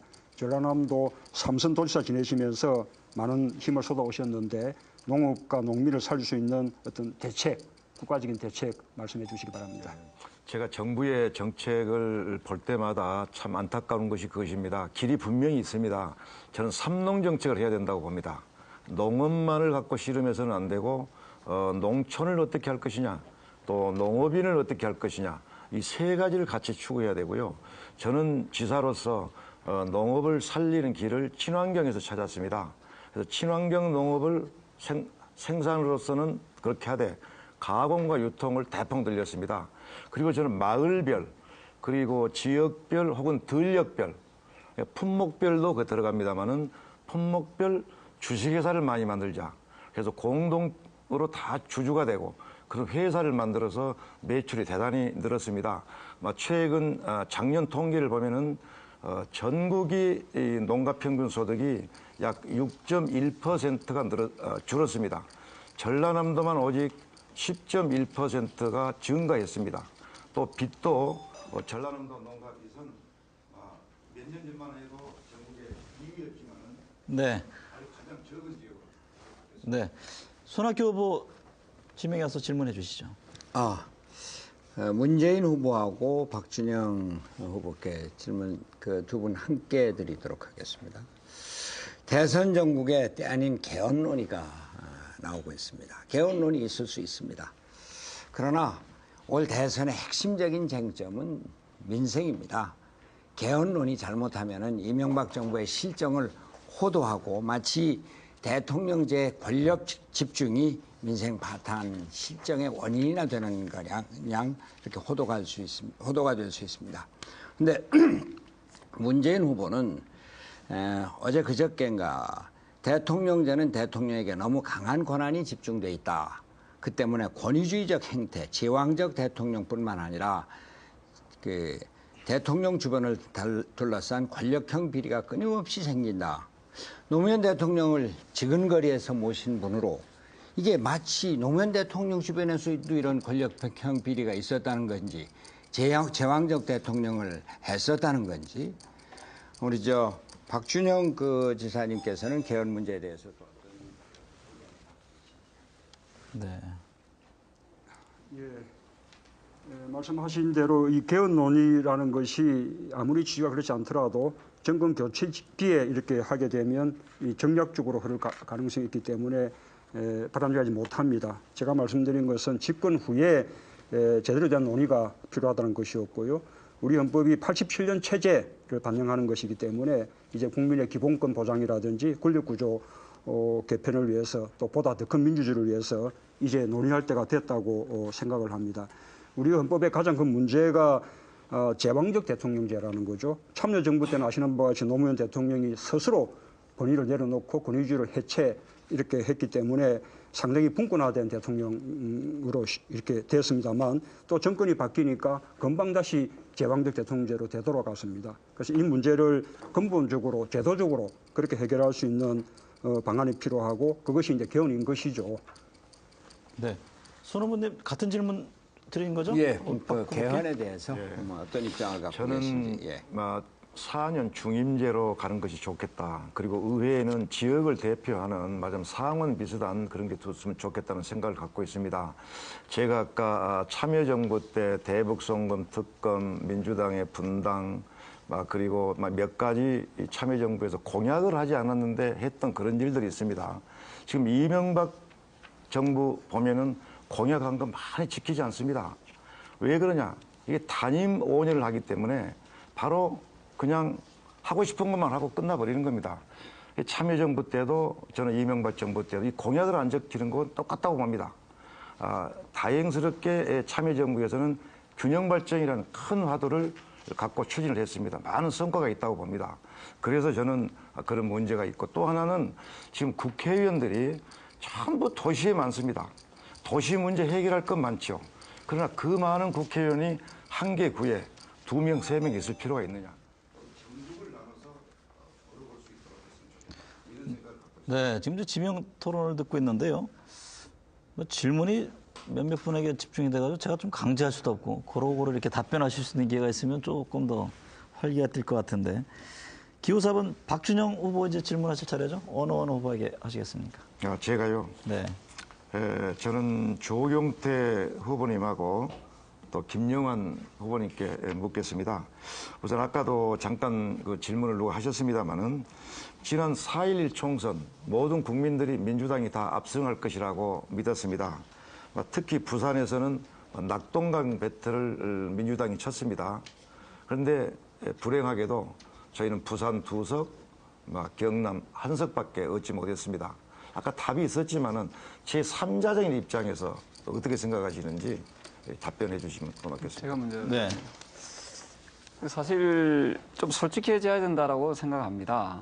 부산의 선거가 저는 더 많은 의석을 저는 차지할 수 있었다라고 생각합니다. 하지만 부산의 소위 말해서 부산 친노라고 하는 특정 계파가 전횡을 저지르다시피 했습니다. 그래서 제가 지금 계속해서 패권주의와 맞서서 지금 싸우고 있습니다.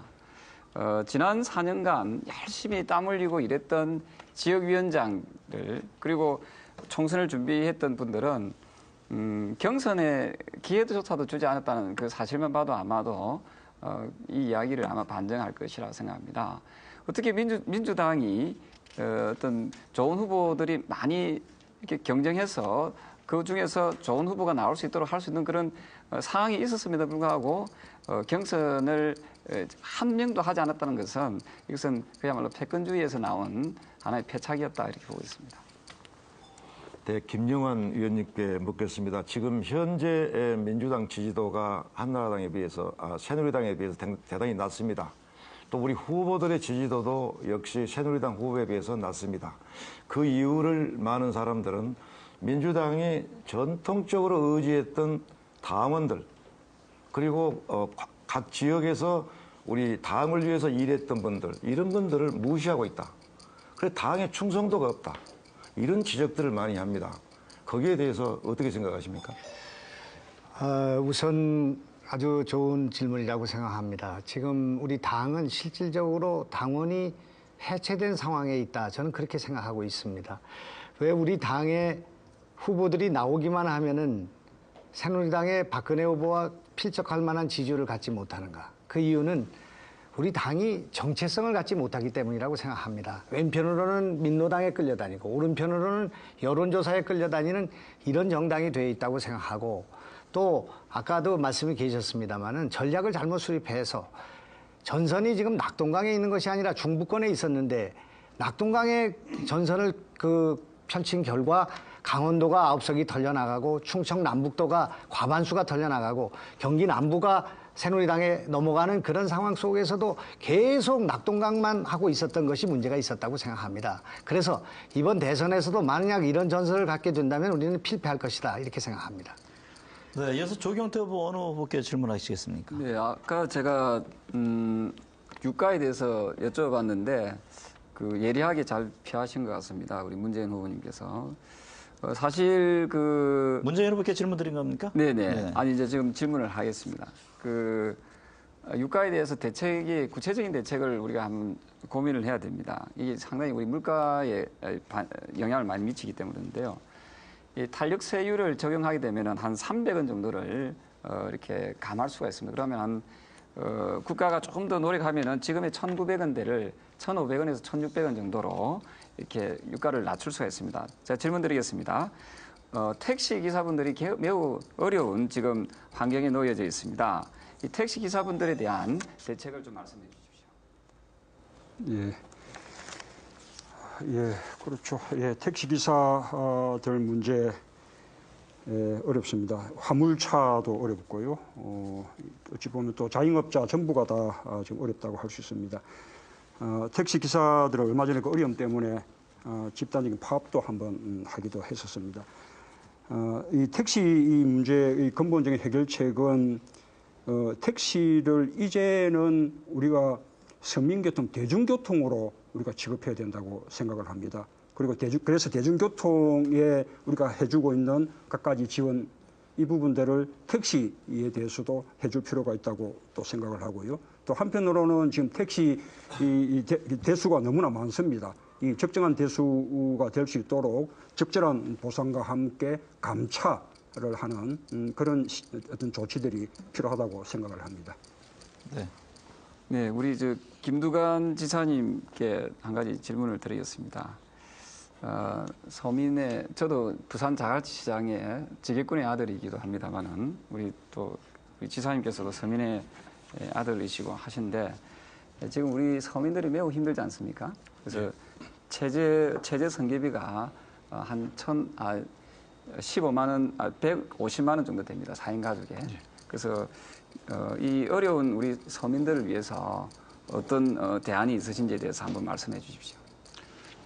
지금 서민들이 어려운 것은 아까 모두에 말씀 좀 드렸습니다만 통신비, 또 우리 조경태 후보께서 굉장히 문제의식을 갖고 준비하고 있는 유류비, 또 의료비, 교육비 이런 전반적으로 5대 민생 생활비가 너무 이렇게 비싸가지고 저는 얼마 전에 민생 5대 절약 정책 공약을 발표한 바가 있습니다. 그래서 5대 주요 민생 생활비를 절반으로 줄여서 월 50만 원씩 줄여서 연간 600만 원 정도의 가계 부담을 덜어드리겠다. 그렇게 되면 실질적으로 이제 가처분 소득이 한 500만 원, 600만 원 정도 늘어나는 것이거든요. 저는 특히 그 중에서 교육비 문제와 관련해서 특히 외고와 자사고를 일반 고등학교로 좀 편입을 하고 또 논술고사도 좀 더 이렇게 폐지를 하고 또 대학 등록금도 국공립 대학을 중심으로 해서 한 절반 정도로 낮추고 이렇게 해서 전반적으로 가계 소득, 가처분 소득을 한 600만 원 정도 높임으로 해서 좀 민생을 네, 많이 기다리셨죠? 정세균 후보님 어느 후보께 질문하시겠습니까? 저는 김두관 후보와 조경태 후보에게 좀 질문하겠습니다. 먼저 김두관 후보께 질문하겠는데, 김두관 후보는 이제 경남지사직을 사퇴를 하고 출마를 했습니다. 그것에 대해서 깔끔하다 하는 평가도 있고 성급했다라고 하는 평가도 있는데 본인의 입장을 한번 좀 들어보고 싶고요. 저의 대표 공약이 사교육 폐지입니다. 저는 이제 이 사교육 문제 해결을 되게 쉽지 않다고 봐서 사교육 금지법이나 기회균등법 같은 입법을 통해서 사교육을 없애야 된다고 생각하는데 의견이 있으신지요? 저라고 편안한 세발 자전거를 두고 굳이 위험한 외발 자전거를 타고 싶었겠습니까? 사실은 우리 민주당의 총선 패배가 제가 출마하는 총선이 성공했더라면 제가 출마할 이유가 없었을 겁니다. 우리 민주당은 이제 당권파의 오만과 독선으로 총선 승리를 헌납을 했고 우리 당의 유력 대선 주자들도 경쟁력을 보여주지를 못했습니다. 그게 제가 도지사를 중도에 그만둔 이유이기도 하고요. 특히 유신의 개성자임을 자처하는 박근혜 집권이 가시화되고 있는데 안타깝게도 이를 저지할 야권의 대선 후보들이 없다는 것이 제가 중도에 결심하게 된 이유고요. 정세균 후보께서 사교육 폐지를 공약으로 내신 거 보고 굉장히 저도 놀라고 결단력 있는 정책이라고 생각을 합니다. 저도 그 전적으로 동의를 하고 함께 우리 가장 젊은 우리의 희망 조경태 후보에게 질문 좀 하겠습니다. 그 영남에서 민주당하기가 독립운동하기보다 더 어렵다. 그런데 그 척박한 부산 땅에서 3선을 했습니다. 또 아직 매우 젊습니다. 40대 초반입니다. 정말 높이 평가합니다. 그런데 지금 민주당 후보 8분 중에 4분이 영남 출신이에요. 그래서 이 과다대표 되고 있다 뭐 이런 얘기도 있는데 4명의 영남 후보 가운데 본인만의 강점, 차별성이 무엇이라고 생각하는지 홍보 좀 한번 해보세요. 감사합니다. 사실 뭐 다 괜찮은 후보이십니다만은 뭐 국회의원으로 제가 좀 3선 또 성공한 그 YS 3당 합당 이후에 3선한 의원은 제가 처음입니다. 그래서 그리고 저는 정책적인 부분이나 여러 가지 부분에서 좀 검증이 좀 되어 있습니다. 그런 점에서 이번 그 성과를 통해서 58.2%의 그 득표율로 이번에 또 당선이 되었습니다. 부산에서 민주당으로 3선을 했다는 것, 그 기적 같은 일은 물론 고 노무현 대통령님과 김대중 대통령님의 그 헌신과 희생이 없었으면 저는 불가능했다고 보고 있습니다. 저 조경태는 아까 여러 주자님들께서 말씀하셨습니다만은 이 망국적인 지역주의를 극복하고 국민 통합의 그 길을 열어가고자 합니다. 최선을 다하겠습니다. 네, 정세균 후보께서는 칭찬 릴레이 시간이 있는데 미리 앞당겨서 하시는 듯한. 이쪽을 칭찬해야 돼요. 네네, 왼쪽으로 해야 되니까 알겠습니다. 지금 민주통합당 대선 후보 경선 토론회 지금 MBN과 함께 시청자 여러분들 보고 계신데요. 종반으로 치닫고 있습니다. 뭐 이제 어려운 토론은 다 지났다고 생각하셔도 될 것 같은데 마지막 한 분 김정길 후보께서 2분 질문을 남겨놓고 있습니다. 한미 FTA 문제 찬성이냐 반대냐 하는 것은 굉장히 중요한 문제라고 생각합니다. 복지를 강조하고 양극화를 해소하겠다 하면서 상당히 불공정 조약이고 또 경제 주권을 침해하고 사법 주권을 침해할 수 있고 우리 서민들에게 치명적인 한미 FTA를 찬성하는 것은 대단히 어렵기 때문에 다른 후보에게 질문할 것을 2분에게 같이 또 질문을 드리겠습니다. 김두관 후보께서는 대통령이 되시면 재협상이나 제재 협상을 하겠다 그러는데 미국은 우리하고 제도가 달라서 재협상권이 정부에 있지 않고 의회가 가지고 있습니다. 의회 상하의원들 차장겸 교섭을 해야 사실상 불가능합니다. 그리고 문재인 후보께서는 이 한미 FTA 문제에 대해서 어떻게 말씀하셨냐 하면은 우리가 수출해가지고 먹고 사는 나라이기 때문에 불가피하다는 말씀을 찬성하는 듯한 입장을 취했습니다. 그런데 우리 국민이 원하는 다음 대통령은 정말로 미국이나 이런 강대국 앞에 당당하고 또 외국의 적은 아프리카나 남미에 있는 약소국가에는 겸손하고 우리 국민에게도 겸손하고 당당한 그런 대통령을 원합니다. 그런데 이 한미 FTA를 반대하는 나라는 폐기한 나라 있습니다. 네. 내가 2분에게 같이 네, 2분 다 지났습니다. 1분이 지났습니다. 3초 씨. 그러면 김두관 후보부터 답변해 주시죠. 답변을 드리겠습니다. 작년에 저희들이 무역 규모가 1조 달러를 넘었고 또 어찌됐든 대한민국이 세계적인 통상 국가가 되었습니다. 그리고 또 대한민국은 수출을 해서 먹고 사는 나라이기 때문에 자유무역협정을 확대하는 것은 대한민국의 무역 정책에 있어서 저는 불가피한 부분이라고 생각을 합니다. 다만 미국하고의 FTA 협정에 있어서 독소조항이라든지 주권 침해 소지 때문에 계속해서 지금 갈등이 생기고 분쟁이 생겼는데요. 우리가 집권을 해서 국정을 맡게 되면 어쨌든 미국의 의회든 또 행정부든 모든 채널을 총동원을 해서 제재 협상을 하고 독소조항을 해소시켜야 된다고 생각을 합니다. 또 미국과의 FTA 협상에 이어서 곧 한중 FTA가 지금 실무적으로 진행이 되고 있는데 미국과의 그 협상 내용을 교훈 삼아서 중국과의 FTA 협정에 있어서는 우리가 반드시 그것을 관철할 수 있도록 그런 준비를 해야 된다고 생각합니다. 네. 문재인 후보 한미 FTA 관련 예, 답변해 아까 주시죠. 말씀하신 대로 한미 FTA가 전체적으로 국익에 도움이 된다 하더라도 분야별로는 또 계층별로는 또 피해를 보게 되는 그런 분야가 있고 계층이 있습니다. 그런 부분들에 대해서 충분한 피해 보전 대책이 강구됐어야 되는 건데 그런 점에 대한 충분한 대책 강구 없이 비준에 이런 것은 유감스럽게 생각이 됩니다. 또 한편으로는 피해를 입는 부분들이 결국 서민층, 그다음에 또 힘없는 사람들이기 때문에 또 그분들의 피해를 보전하기 위한 어떤 복지의 확대 이런 것이 필요하고요. 참여정부가 했던 비전 2030도 그런 차원이었다는 말씀을 드립니다. 또 한편으로 ISD를 비롯한 독소 조항들 이런 부분들에 대해서는 재협상을 통해서 수정하거나 폐기할 필요가 있습니다. FTA 내용 자체에 한 나라가 재협상을 요구하면 상대방은 재협상에 응하도록 그렇게 돼 있다는 점을 말씀드립니다. 네, 이것으로 자유지명 토론 모두 마쳤습니다. 제가 좀 마음이 바빠졌습니다. 시간이 지금 많이 지나고 있어가지고 제가 가급적 말을 줄이고 좀 템포 있게 진행을 하도록 하겠습니다. 두 번째 주제 토론 시간인데요. 제가 드리는 질문에 대해서 공통 질문입니다. 1분 이내에 답변을 해주시면 되겠습니다. 질문 드리겠습니다. 민주통합당이 열망하는 정권 교체를 이루고 집권을 하기 위해서는 지금 새누리당의 박근혜 전 위원장 또 장외의 안철수 교수라는 막강한 경쟁자와의 대결에서 승리해야만 하는 그런 과제를 안고 있는데 정권 교체를 위해서 과연 무엇을 해야 하며 또 대선 주자로서 무엇을 할 수 있는지 각 후보들에게 그 1분 이내에 시간을 주고서 답변을 요하도록 하겠습니다. 이 역시 이제 사전 약속된 순서에 따라서 우선 교육부 김두관 후보부터 말씀을 해주시죠. 정권 교체를 확실하게 하기 위해서는 저는 가장 먼저 돼야 될 분이 반성과 성찰이라고 생각을 합니다. 참여정부 5년, 민주정부 10년의 잘못된 정책에 대해서 반성해야 합니다. 비정규직을 양산한 파견법, 누가 만들고 누가 계약을 했습니까? 쌍용차 22명의 죽음을 부른 정리해고법, 누가 제정했습니까?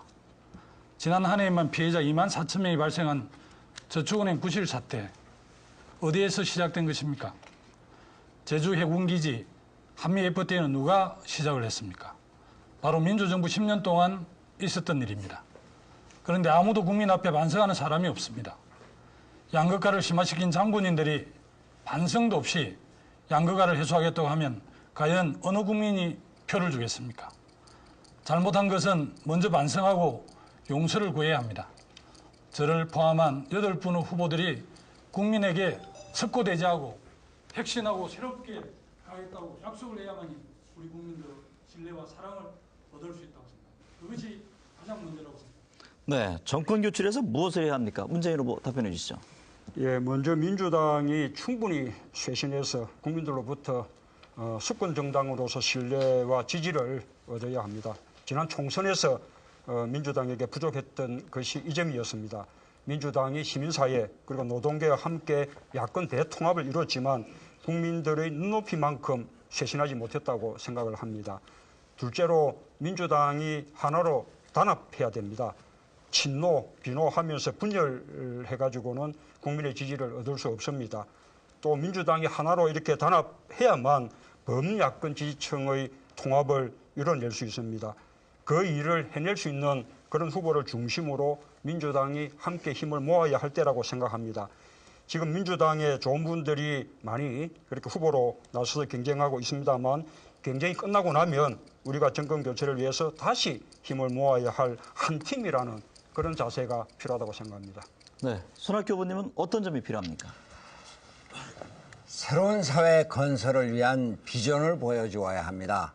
민주당이 집권하면 좋아진다, 나아진다, 이런 믿음을 주어야 합니다. 복지 잘 해낼 수 있다, 경제민주화 제대로 할 수 있다, 그러한 실력과 능력을 보여주어야 합니다. 아무리 구호가 좋으면 뭐랍니까? 그것을 실천할 수 있는 능력을 보여주어야 하고 안정감을 주어야 합니다. 바로 그래서 우리가 진보 정책을 취하면서도 중간층, 중산층을 제대로 잡지 않으면 안 됩니다. 이것을 위해서는 준비된 후보가 필요합니다. 이 일을 해낸 경험이 있어야 됩니다. 경륜이 입증되어야 합니다. 우리 국민들이 함께 잘 살 수 있는 그런 나라를 만들겠다고 하는 저녁이 있는 삶을 주겠다고 하는 그런 신뢰와 능력을 보여주어야 합니다. 네, 박준영 후보 말씀해 주시죠. 네, 우선 우리 민주당은 자신감을 좀 가졌으면 좋겠습니다. 패배 의식에서 빨리 벗어나고 정말 한나라당이 운영했던 국가의 틀과는 전혀 다른 틀로 국가와 민족 문제를 해결하겠다, 이런 비전을 줘야 됩니다. 민주당이 왜 지지를 못 얻고 있느냐, 제 스스로 많은 분석을 해봤습니다. 첫째, 민주당은 이벤트, 흥행을 항상 생각을 합니다. 잠깐 국민들에게 감동을 줄 수 있겠죠. 그러나 깊이 있는 진한 감동 못 줍니다. 또 저는 우리 민주당이 너무 원칙 없는 연대를 통해서 민주당이 좀 빨갛구나, 이런 이미지를 많이 줬다고 봅니다. 저는 민주당이 한 번도 주한미군 철수, 한미동맹 해체, 그리고 기간산업에 국유화라는 주장을 한 번도 해본 적이 없습니다. 그런데 이런 것을 주장하는 당하고 무조건 연대를 했다. 그러니 국민이 믿겠습니까? 네, 조경태 후보 이어가 주시죠. 네, 민주당이 정권 교체하려면은 제가 항상 말씀드렸지만은 어게인 2002가 돼야 됩니다. 이번 경선이 재미가 있어야 됩니다. 지금 아마 시청자 여러분께서는 좀 약간 답답함을 느끼시겠습니다만은 우리 이 역동적인 경선을 통해서 흥행을 저는 만들어내야 된다고 생각하고요. 또한 민주당이 정권을 잡기 위해서는 각오로부터의 자기 반성이 있어야 됩니다. 저조경태 참여정부의 일원으로서 이 자리에서 반성하고 사과하겠습니다. 그리고 많은 분들 역시 아마 저하고 똑같은 그런 생각을 하고 계실 거라고 생각합니다. 여기에 참 좋은 후보님들이 많이 나와 계십니다만은 누가 과연 진정성 있게 진실되게 다가서고 또 정치를 해왔는지를 아마 국민 여러분들께서는 지금부터 꼼꼼히 검증을 하실 거라고 저는 생각합니다. 저조경태 민생을 챙기고 민족의 수군 사업인 남북 통일을 위해서 최선을 다하는 그런 정치인이 되겠습니다. 네, 정세균 후보님은 정권 교체를 위해서 무엇이 필요합니까? 다들 정답만 말씀하시는데 저는 우답을 좀 말씀드리고 싶습니다. 저평가 우량주 정세균을 후보로 만들면 그러면 정권 교체 가능합니다. 지난 5년 동안 국민들은 이명박 대통령의 이미지에 속아서 경제 살리겠지 하고 기다려왔습니다. 그런데 결국은 실망과 좌절밖에 없는 것이죠. 그 박근혜 후보가 매우 강해 보이지만 그 이미지만 가지고는 승리할 수 없습니다. 우리가 내실 있는, 잘할 수 있는 후보를 잘 만들어내면 그러면 승리할 수 있습니다. 지금 나라가 매우 어려운 지경에 처할 수 있기 때문에 이 위기를 잘 관리하고 극복해서 희망으로 만들 수 있는 경험이 있고 식견이 있는 그런 일군이 필요합니다. 중도층을 견인할 수 있는 그런 새로운 사람이 필요합니다. 저 정세균 감히 이 일을 해낼 수 있다, 이길 수 있다, 이렇게 자신 있게 말씀드리겠습니다. 네, 김정길 후보 말씀해 주시죠. 우리 민주당의 후보가 정말 중에 집권을 하면 한나라당과 확연하게 다른 우리 서민들에게 희망이 될 수 있다는 이런 확신을 국민에게 심어줘야 된다고 생각합니다. 그런데 우리 민주당의 지금 후보들은 그동안에 오히려 안철수 교수가 나올 때 눈치를 보면서 민주당이 경선 자체를 마이너리그 비슷하게 국민들에게 인상을 주어서 국민들의 관심을 끌지 못하고 있습니다. 젊은이들이 이게 참여하지 않으면 우리는 성공할 수 없습니다. 그래서 우리 민주당이 내년에 이번 연말에 총선에 이기려고 하면 정책 노선이 새누리당과 어떻게 다른가, 노선이 분명하게 선명해야 된다고 생각합니다. 그리고 젊은이들이 참여할 수 있도록 젊은이들이 원하는 정책과 변화에 대한 기대를 우리 젊은이들이 줘야 우리는 이길 수 있다고 생각합니다. 그리고 야권이 잘못한 점이 있지만 야권 연대를 하지 않고 우리가 이길 수는 없습니다. 잘못한 것을 국민에게 반성하고 바로잡으면서 야권 연대를 통해서 우리는 정권 교체를 이룰 수 있다고 생각합니다. 국민 앞에 희망을 주고 당당한 정권, 맡겨도 좋겠구나 하는 이런 확신을 주는 게 저는 무엇보다 중요하다고 생각합니다. 네, 김영환 후보는 어떤 점을 강조하시겠습니까? 예, 이번에 대선에 승리하기 위해서는 중부권을 가져와야 됩니다. 이번에 대선에 승리하기 위해서는 중도를 견인해야 된다고 생각합니다. 이번에 선거에 이기기 위해서는 중소기업과 소상공인을 우리 편으로 가져와야 됩니다. 이것을 그 거대 담론으로 가져올 수는 없다고 생각합니다. 예를 들면 소상공인을 가져오기 위해서는 일주일에 한 번씩의 강제 휴무를 관철해야 됩니다. 또한 대형마트와 같은 정도의 수준의 카드 수수료를 내려줘야 됩니다. 또 면세 사업자 그 기준을 4,800만 원으로 돼 있는 것을 1억 2천만 원까지 만들어줘야 됩니다. 그리고 소상공인들이 할 수 있는 업종을 적합업종으로 선정해줘야 합니다. 대기업들이 진출할 수 없도록 중소기업의 납품 단가 후려치기를 막아주고 MRO를 금지시키고 그리고 인력과 기술 탈취를 못하도록 하는 이런 구체적인 정책과 노력을 통해서 중소기업과 소상공인을 우리 편으로 끌어와야 된다. 그리고 과학기술자를 우리 편으로 우군해야 한다. 그렇게 생각합니다. 네, 지금 이제 그 정권 교체에서 무엇을 해야 하는지 각 후보들로부터 입장을 들었는데요. 지금 시간상 나만의 특별한 그 정책과 장점은 무엇이고 또 마무리 발언 이걸 좀 묶어가지고 1분 이내에 이렇게 답변을 들으면서 정리를 하도록 하겠습니다. 이 순서는 이제 마무리 발언 순서로 입각해서 저희 하도록 하겠습니다. 우리 박준영 후보부터 좀 말씀을 해주시죠. 저요? 네. 예. 특별한 장점과 마무리 발언 같이 묶어서 1분씩만 마지막 기회를 드리겠습니다. 저는 대한민국을 가장 평화롭고 그렇게 해서 모두가 훈훈한 정을 느끼면서 사는 공동체로 만들고 싶습니다. 그래서 우선은 가장 중요한 것은 정치권을 좀 싸움하지 않는 그런 정치를 해야 될 것 같고요. 두 번째는 민족 문제 해결해야 됩니다. 이 길은 우리뿐만 아니고 후대를 위해서 대단히 필요합니다. 그리고 저는 식량, 주권을 확보하도록 노력하겠습니다. 앞으로 20년 후 식량 문제 대단히 커집니다. 그럴 때 우리 후손들이 정말 먹을거리 걱정하지 않도록 그렇게 노력하겠습니다. 이와 관련해서 식량 문제는 곧 바이오 산업과도 연결이 됩니다. 그리고 저는 국정을 경험을 했고 또 민족 화해 협력의 길에 있었습니다. 그리고 8년 도지사를 하면서 가장 가난하다는 전라남도를 대한민국에서 행복 지수가 가장 높은 도로 만들었습니다. 네. 조경태 후보 마지막 1분 발언해 주시죠. 네, 사랑하는 국민 여러분, 저 조경태 정말 착한 정치 한번 하고 싶습니다. 국민을 속이는 그 패거리 정치, 패권주의 정치를 저는 청산시키고 국민에게 살맛나는 그런 정치를 실현시키고 싶습니다. 지금 현재 대한민국은 매우 힘듭니다. 특히 지방 도시들은 거의 황폐화되다시피 하고 있습니다.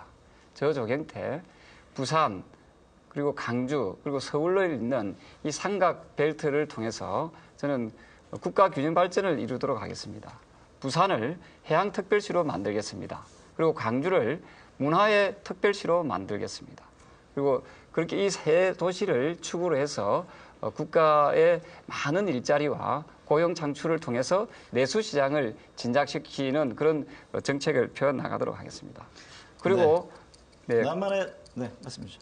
곧 노무현 대통령님 그리고 김대중 대통령께서 꿈꿔왔던 국민 통합과 그리고 남북 간의 통일을 위해서 앞당기는 그런 대통령이 한번 되고 싶습니다. 네, 남한의 정책과 마무리 발언 이어가고 있습니다. 정세균 후보님 말씀해 주시죠. 네, 국민 여러분 오늘 토론 잘 보셨습니까? 문제는 경제입니다. 저는 실물 경제를 17년 동안 익혔고요. 또 국회에 들어와서 이제 5선을 하면서 경제상임위원회에서 많은 것을 경험했습니다. 또 정부에 가서도 산업자원부 장관으로 실물 경제를 직접 지휘하고 미래에 어떻게 우리가 잘 살 수 있을까 고민한 사람입니다. 이제 저의 이런 역량을 제대로 쓸 수 있는 때가 지금 왔다고 생각합니다. 우리 국민 여러분들 모두를 위해서 정말 대한민국의 경쟁력을 높이고 선진국으로 가는 디딤돌을 꼭 제가 놓고 싶습니다. 사람이 보통은 고평가 작전주를 자꾸 생각하게 되는데 이번에는 저평가 우량주 정세균을 꼭 선택해 주십시오. 대한민국의 미래 제가 책임지겠습니다. 감사합니다. 네, 김정길 후보님. 한 정치인을 평가하려고 하면 그 정치인이 살아온 삶을 보고 평가해야 된다고 생각합니다. 저는 3당 야합 이후에 지난 20년 동안 부산의 지역주의에 맞서서 원칙과 소신을 지키면서 7번을 낙선했지만은 저희 원칙과 소신을 꺾지 않았습니다. 그리고 지금 대한민국이 굉장히 어렵습니다. 이 어려움을 극복하기 위해서는 우리가 지금 특히 이 양극화되어 있는 이 현실이 제일 심각합니다. 이 문제를 해결하려고 하면 보편적 복지국가로 가야 됩니다. 복지국가로 가려고 하면 성장과 배분을 같이 간다는 것은 그건 불가능합니다. 50년 동안 우리가 성장에 치중했지만은 우리 서민들 중소기업은 하나도 발전하지 못하고 오히려 고통을 겪고 있습니다. 오히려 거꾸로 해서 이제는 오히려 복지를 함으로써 성장을 견인해내야 된다. 서민들은 소비를 하려고 해도 소비할 여력이 없습니다. 그동안에 저는 우리 7명 후보 중에서 가장 많은 정치적 경험과 경륜을 가지고 있습니다. 청와대에서도 경험이 있고 행정부에서도 경험이 있고 입법부에서도 경험이 있습니다. 경험 있고 당당한 후보를 우리 국민이 선택해 주시기 바랍니다. 네. 김영환 후보님 말씀해 주시죠. 저는 분단된 조국에서 태어났지만 통일된 조국에서 죽는 꿈을 꾸고 있습니다. 그동안 남한의 북한공단인 개성공단이 성공을 했습니다마는 남한의 북한공단을 역발상으로 만들자 하는 제안을 하고 있습니다. 강화도 북단, 그리고 인천 남동, 그리고 김포 검단, 시화 반월, 파주 이런 지역에 북한공단을 만들고 북한의 노동자가 내려와서 노동하고 올라가는 그런 공단을 만들어야 한다. 그렇게 되면 북한 개성공단에 7, 80불 주는 노임을 이쪽에는 7, 800불을 줘도 된다고 생각합니다. 이렇게 해서 제조업을 40년 동안 더 걸어갈 수가 있고 당장 일본 경제를 능가할 수 있다고 생각합니다. 한반도의 휴전선 일대가 제조업 벨트가 될 것이고 탱크가 서 있던 자리에 굴뚝이 서게 되리라고 생각합니다. 이렇게 해서 남쪽의 기업들의 활로를 만들어주고 남북한이 화해하는 그런 제도를 해야 된다는 정책을 제시하고 있습니다. 제가 준비된 정책을 쓸 수 있도록 대통령 후보로 만들어주시기 바랍니다. 네, 김두관 후보님 말씀해 주시죠. 시청자 여러분, 국민 여러분, 토론 잘 보셨습니까? 저는 20세기 이미 21세기 미래 정책을 추진한 행동하는 미래입니다. 경남도지사 시절 정부 지원이 없었지만 노인 틀니 사업, 보호자 없는 병원을 추진을 했습니다. 제가 대통령이 되면 65세 이상 노인들에게 무료 틀니를 보급을 하겠습니다. 그리고 보호자 없는 병원도 전국적으로 확대를 하겠습니다. 정치 경력 없는 것이 대통령 후보의 장점은 아닙니다. 저도 정치를 했지만 정오 정치, 계파 정치와는 저는 무관합니다. 아래에서부터 국민과 소통하고 반대파를 설득하면서 혁신을 성공시키는 정치를 했습니다. 김두관을 선택해서 정당 정치를 바로 세워주십시오. 2012년을 점령하라는 김근태 의장님의 유지를 받들겠습니다. 담대한 진보를 저 김두관이 실천해서 반드시 승리하겠습니다. 네, 문재인 후보님 말씀해 주시죠. 예, 저는 누구보다 떳떳한 삶을 살았다고 생각을 합니다. 피난살이로 분단의 아픔도 겪었고 또 가난도 겪었고 부모님의 교육열 덕분에 개천에서 용난 것처럼 사법시험에 합격해서 변호사가 되었습니다. 군대도 다녀왔고요. 독재정권 시절에는 민주화 운동으로 희생도 치렀습니다. 변호사 하면서도 혼자 잘 살려 하지 않고 인권 변호사 하면서 서민들과 함께 했습니다. 청와대에서 근무할 때 실세 소리 들었습니다만 원칙주의자 소리 들었고 또 틀어도 먼지나지 않는 사람이라는 그런 평을 들었습니다. 그래서 누구보다 떳떳한 정부, 떳떳한 청와대 만들 수 있다고 생각합니다. 그렇게 떳떳한 정부, 떳떳한 청와대 만들겠다는 약속을 드리고 그 일을 위해서 여기 있는 후보들은 물론이고 안철수 교수와도 함께 힘을 합치겠다는 약속을 드리겠습니다. 네, 마지막 손학규 후보 차례입니다. 5년 전 우리는 무능보다 부패가 낫다며 이명박 정권에게 뺏겼습니다. 철저한 반성과 성찰이 필요합니다. 그것없이는 정권 교체 안 됩니다. 저는 당대표를 2번 하고 3번에 걸쳐서 그 어려운 야권 통합을 이루면서 수권 정당을 위해서 헌신했습니다. 민생 그러면은 손학규입니다. 일자리 그러면 손학규입니다. 통합 그러면 손학규입니다. 젊어서 민주화 운동에 온몸을 바쳤습니다. 세종대왕의 리더십으로 이제 민생과 통합의 대통령이 되겠습니다. 준비된 대통령으로 정권 교체를 이루겠습니다. 우리 국민 모두 함께 잘 사는 나라 만들어서 국민들에게 저녁 있는 삶을 드리겠습니다. 국민 여러분, 저와 함께 해주십시오. 네, 2시간 동안 진행해온 민주통합당 대선 후보 경선 토론회 어떻게 보셨습니까? 오늘 12월 19일 치러지게 될 제18대 대통령 선거에 민주통합당의 후보로 누가 나설 것인지 판단의 시간이 됐으면 하는 그런 바람입니다. 8명의 후보 모두 고생하셨고요. 좀 아쉬움이 크시죠? 여기 계신 분들 당내뿐만 아니라 상대 후보의 최종 후보까지 좀 맞붙는 그런 시간 함께 하길 바라겠습니다. MBN이 함께한 민주통합당 대선 후보 경선 토론회 여기서 마칩니다. 함께해 주신 여러분 감사합니다.